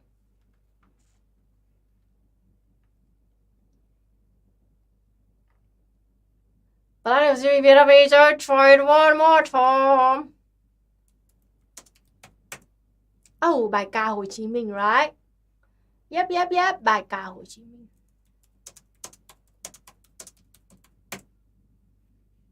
Did I sing it?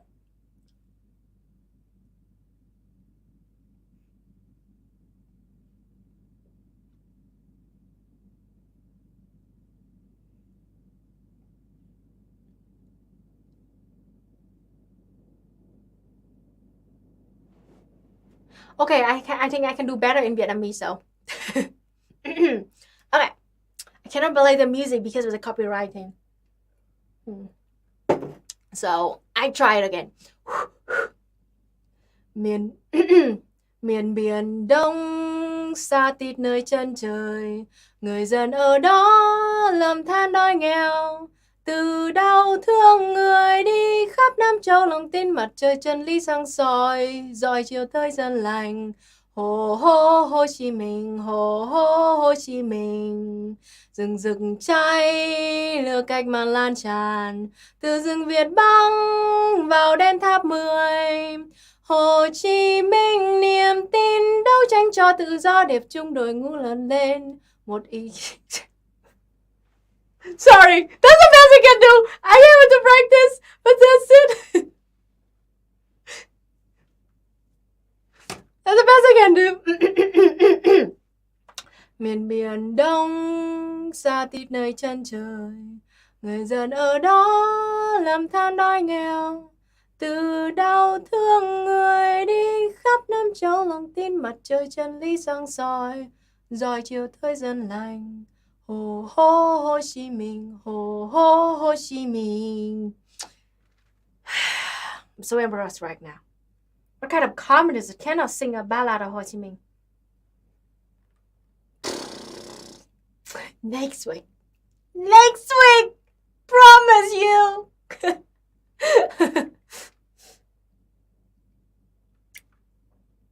Yes, Ho Chi EJ plays guitar. We have like 3 guitars and 2 ukuleles here. So yes, and an accordion too.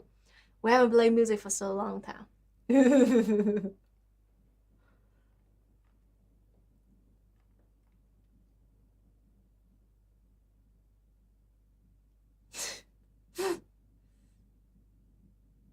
So here's the thing. Once you learn like a second or third language, it's not that actually hard anymore to learn the next language because your brain just got used to it. So learn the second language is the hardest. And once you get over it, so then learn the third language, it's kind of okay. And the fourth and fifth one is like, okay, that's fine, okay. So the hardest part, I think, in studying Japanese is writing. So hard. So Chinese writing is hard already, yes. The Hanyu, and also, but Japanese, they use 3 different alphabets.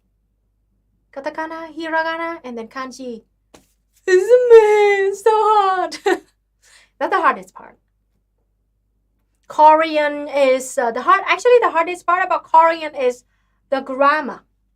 Because the writing is really easy. They have characters, just like put them together into a word. Not that actually hard. It's way easier than Chinese and Japanese, but their grammar is so different from Vietnamese. So different. So they like subject, object, verb. Am I right? Yes. Yes, subject, object, verb. It's absolutely opposite to us because like easy to read like subject, verb, object. But like subject, object, verb.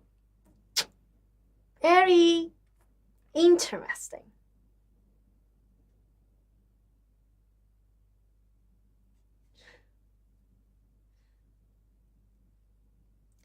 Ooh, learning other languages with the help of which is awesome.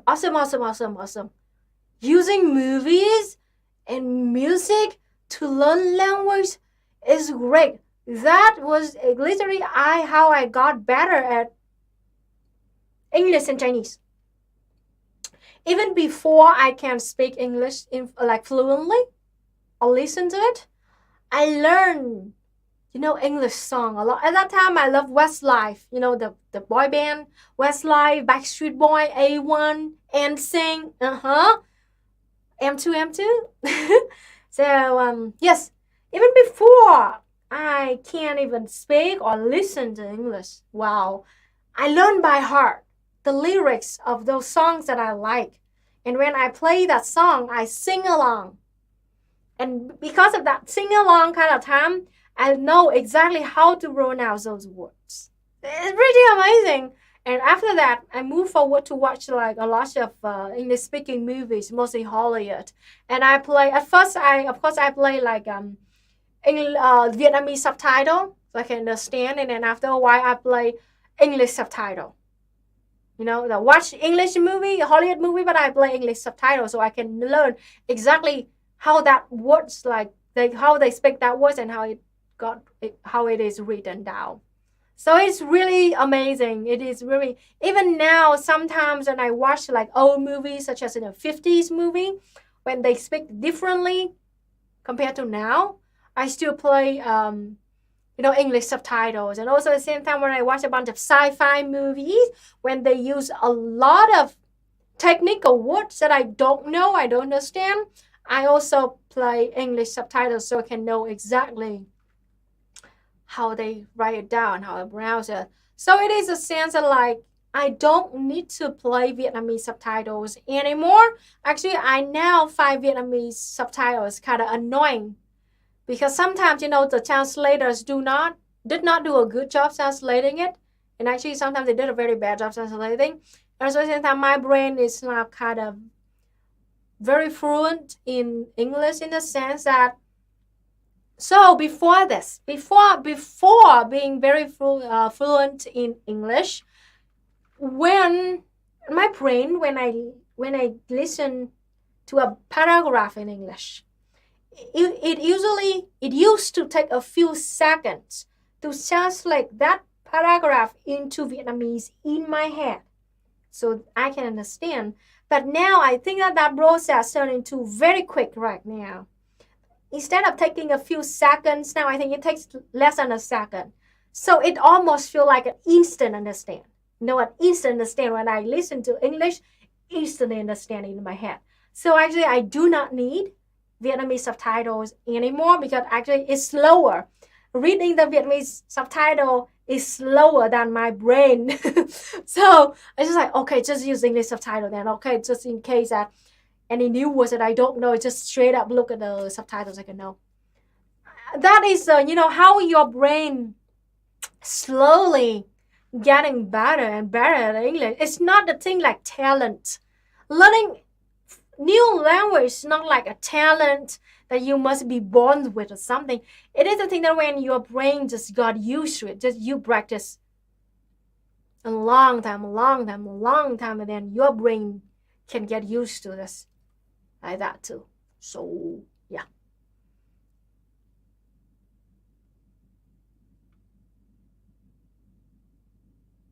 And also, it is a thing that a more proof that our brain can adjust is that when I listen to all kind of accents, like Indian accents when they speak English, or Australian accents, or Canadian accents, or English accents, it usually take me just listen to them for like 1 or 2 minutes, so my brain can catch up with the the accent, how they say it, the pattern of the accent, and then from then my brain just like function and try like can understand the accent. So yeah, it's just need practice. That's it. It's not like a genius, only genius can do, or only like people with special gifts can do. No, it's just like the more you practice, the better you get at it. Chinese song too, I did the same thing. Even before I can speak Chinese fluently, I learned by heart a bunch of Chinese songs. Yeah. Even now I can remember a bunch of Chinese songs in my head.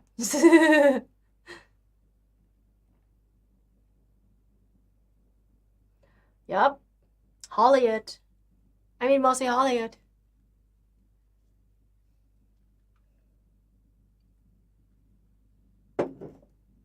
They must invent a pill to take and wake up fluent.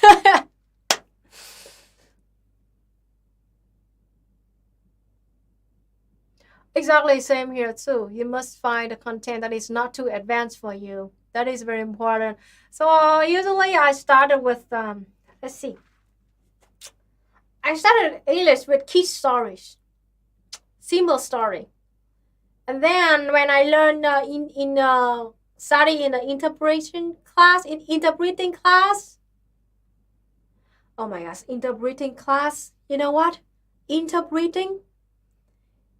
I got to say that after years of working in office as a multi-language speaker, interpreting is the hardest job. The hardest. Interpreting in real life especially. It almost caused me brain damage. Because in an important meeting with important people, and you are the one who have to interpret in real life. It's stressful in the sense like, yes, it's already stressful joining an important meeting like that. And so it's stressful is that like you have to be in the middle between the two parties, and you need to translate accurately in time and in real time. Because if there's any misunderstanding, any mistake or something, you're going to be responsible for this. This is so terrible. And my brain cannot do it over an hour. Cannot. So it was very terrible experience of me when I was still working in an office job, and I was translator and interpreter for many conference, a medical technique conference, and also the business meeting with the foreign partners of the company. Shit. Usually after 45 an hour, I just can't do it. My brain just totally shut down, and my body, the heat just got super high up, and it is a very stressful job. So I totally understand, in like the United Nations meeting or the summit with different countries like that, usually they have to take a rest every 30 minutes. Mainly because of the interpreters cannot work more than 30 minutes. That is how, stressful it is, how heavy the job is being an interpreter in an actual meeting. Yes, it is a fact that in the United Nations or meetings, United Nations or many summits, they usually take a rest after 30 minutes. What Vietnamese songs would you recommend me as someone who wants to learn Vietnamese?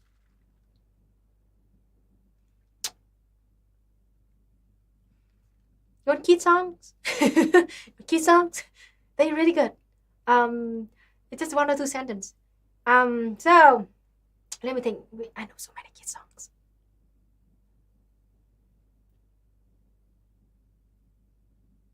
Oh, the lullaby song is a good song, right? Kia đàn chim tìm về nơi đâu, một ngày đã qua vui bên nhau. Yes, I think that it is very slow and you can hear it. It's just a lullaby song. And also another lullaby song is Bé ơi ngủ đi, đêm đã khuya rồi, để những giấc mơ đẹp sẽ luôn bên em. Yep, so I suggest you kid songs. I will send you the link. Let me find it.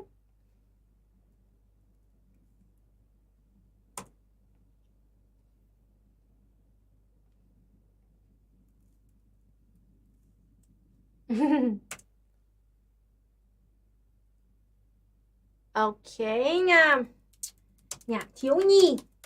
I think that's it.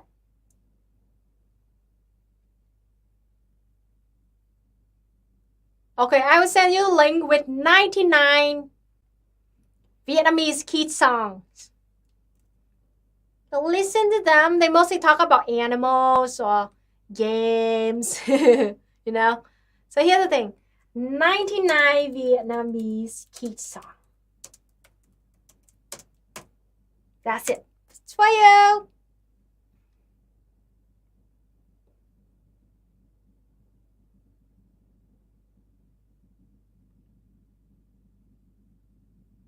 Interpreting in real time is hard for me too. I know some parts better in Espanol than English and vice versa. Yes, it is a very stressful job, and yes, most of the time you will regret, because you know why? Because you know that you could do better. You know that you could translate it better. You know that you can choose, you can have a better word choice. But in that moment, in that time, under that heavy stress and pressure, you just did not do your best. And it just ended up you just don't believe in yourself. And you know what? No, but the most stressful interpreting job is being the interpreter for Ho Chi Minh. Because Ho Chi Minh himself can speak fluently 5 or 6 languages. And he knew about 30 other languages. But fluently, he spoke 5 or 6. But when he was president of Vietnam, when he met other, politicians from other countries, of course, the code is that he had to have interpreters sitting next to him. That is kind of unwritten law. But because he's so good at it already, those interpreters must be so God damn it, you literally have to do this in front of Ho Chi Minh. But if I were the interpreter, I would be so stressful. The hell, man. So we have a saying in Vietnam in that situation. So you hold an axe and you use an axe in front of the literal expert. You use an axe in front of the literal axe expert. It's múa rìu có mắt thợ ấy. It's yeah, God damn it, nope, I don't want to be interpreter in front of Ho Chi Minh, for Ho Chi Minh.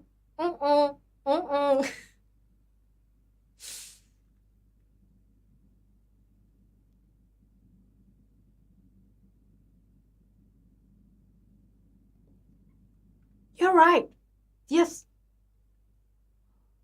I do think differently, slightly differently, depending on the language. Yes. Yes. That's true. That is totally true. It changed our thought too, a lot. So here's the thing. This is real. This is real. This is real. Because I have been speaking a lot, too much. Living with EJ, mostly speak English 24/7. So, when I met my friends in Hanoi, long time no see, and we talk a lot. For the first few hours, when I talked to my friends, I thought it was so normal.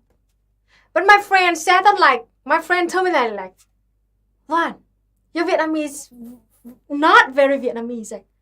Seriously? So it took me a few hours to get into the real Vietnamese speaking phase. I'm not even bragging. It is a bad thing. This is how my brain just cannot immediately got out of the English speaking phase and went to the real Vietnamese speaking phase. Brain is weird. So when I talk with my Vietnamese friend in Vietnamese, I need a few hours for my brain to get out of the English speaking phase. So funny.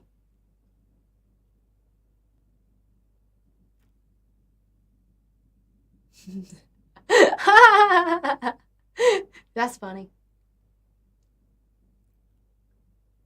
Aww. Thank you so much. Yes. If you ever go to Vietnam and if you go to Da Nang, I would love to buy you beer or juice. Depends on what you like. Amazing. And it's pretty easy to travel to Vietnam now, so take your chance. Ooh. You know what? We are over time and I'm very hungry right now. Thank you so much, everybody, for being here with me. So I will have a quick summary of what we talk about today. First, we talk about corruption in Vietnam and how we fight against it. Long story short, we do have a corruption and we're fighting against it. Not like in the US, in the imperial core where you corrupted as heck, but you just legalize it, calling lobby. So it's the difference between us. The second point is I try to give a dialectical materialist analysis about why communism is more popular in the global south and why anarchism is more common in the imperial core. I think that's very interesting, and I hope that you audience chat and can put more thought into it and how to have a solidarity between two kind of ideologies.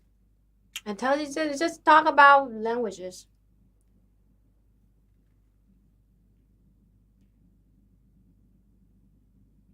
Oh, what about word order? English sentences have the words in a different order than probably all other languages. Just you speak Vietnamese in the wrong order with your friends? No. How do I say it? How do I explain it? So, we Vietnamese, we have this is how we can tell, this is our secret of how we can tell, if the real Vietnamese or Viet diaspora. So, long story short, I'm not going to give you any detail because it's our secret. But, we Vietnamese, when we speak Vietnamese with Vietnamese, we have a very specific way of expressing it, of using the words and slangs. That is, we call it thuần Việt, means that pure Vietnamese. But when we speak, when people speak Vietnamese, but if they speak if language, English is their own language. English is their first language, Vietnamese the second, means that they usually have to translate that Vietnamese from English in their head. So, the word choice, the grammars are very right, true, yes, correct. But the word choices and also the slangs, it sounds very not authentic. I cannot explain to you exactly how it works, but it is a thing that only Vietnamese and in Vietnam can understand it. Just read a sentence, we can tell that, read a paragraph, we can tell that this paragraph is written by Vietnamese in Vietnam or by Vietnamese diaspora. It's the feeling, it's just very different, you know. Can I explain it to you because I don't know how to explain it? But it's so for example, when you translate Vietnamese from English, you sound like a robot.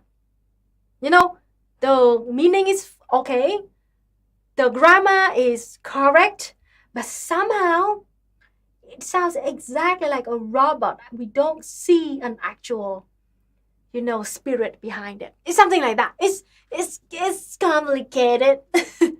So usually when I read, you know, when I read a translation of Vietnamese writing, I can mostly tell most of the time that this is written by Viet diaspora or Vietnamese in Vietnam. Yeah. Hi, EJ. You going for 3 hours today? No, I'm ending now. I'm hungry. I'm starving. That's what I was wondering about.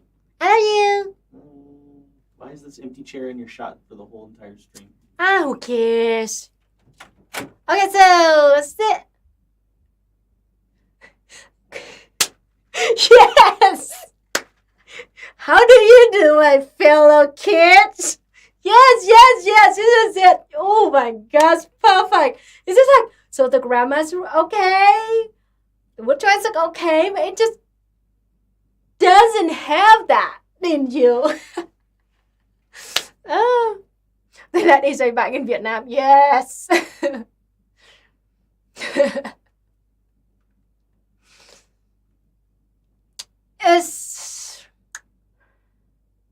It's not really formal and informal because we also have a very formal Vietnamese in a Vietnamese way. It's just hard, man. You need to study this language and then you can feel it.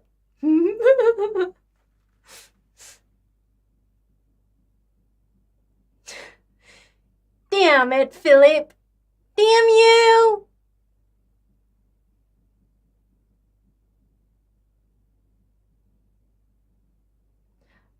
I have been accused of sounding robotic in English and Espanol. I'm sure the same would be applied if I spoke Vietnamese. I speak Mandarin. 你好，我叫 Luna， 我是31岁了。我会讲中文，但是不太好。我学习中文2年。在我的大学学习的，但是汉语我都忘了。So yeah, I just spoke some Chinese. Yes, I mean the hardest part for Vietnamese to study Chinese is the writing and reading. That's the hardest part because our speaking and our grammar are very much the same, like 80% the same. We barely have to change any grammar when we study Chinese, but the writing and the reading, man, so difficult. It is like unwritten law, usually northern accent. It's like the accent that we use more in like TV channel something, but there's no law officially admit that it's an official accent. It's just people just prefer that. And actually now we are trying to break that kind of unwritten law. We are now recruiting, you know, like Southern reporters to work in our national TV channel and vice versa. So we're trying to erase that kind of bars between the North and the South. Yeah. Other tone is pretty similar. We have a one more tone. We have the creaky tone that in Mandarin does not have. But the rest of it pretty much just not exactly the same, but like 80% the same.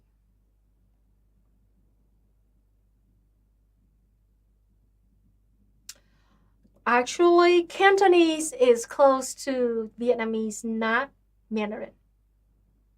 Because for thousands of years, Southern Chinese, you know, who spoke Cantonese, they went further south. They went to Vietnam. They mostly stopped in Ho Chi Minh, that kind of Mekong Delta River, and they started their own society there. The Chinese people, according to người Hoa, Chinese is now an ethnic minority of Vietnam, and they speak Cantonese, and Cantonese have a lot of influence with our traditional Vietnamese. Mandarin is a kind of a language that mostly spoke in the northern of Chinese during history, and then now even though it turned into, the official language of China, but actually because Vietnam is in the south, far south of China, so we heavily influenced by Cantonese. I'm very interested in learning Cantonese, though I haven't had a chance yet, but I think in the near future I will learn Cantonese. Very interesting.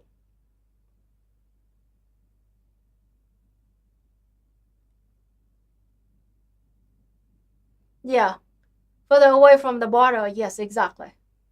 And like Cantonese are very famous in Guangdong, Guangxi, and in Hong Kong, and those are very close to Vietnam.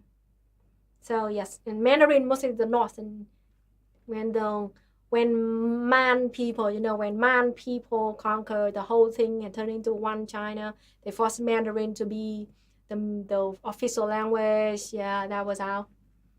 So I did have a Chinese co-worker. She was from Guangdong, I think. She's from Guangdong. Her name is Yun Man, and she spoke Cantonese growing up. And she said like when she got into the first primary school, she had to study Mandarin in her class. It's very interesting. Like learn it as a foreign language. It's very interesting. So when I worked with her, I spoke with her in Mandarin.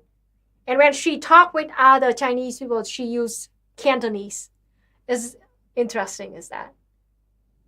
I thank you very much. I'm so starving right now. See you next week, and I promise next week, me and EJ will sing the Ballad of Ho Chi Minh with the guitar. Okay? Bye, everybody. Love you all. Bye.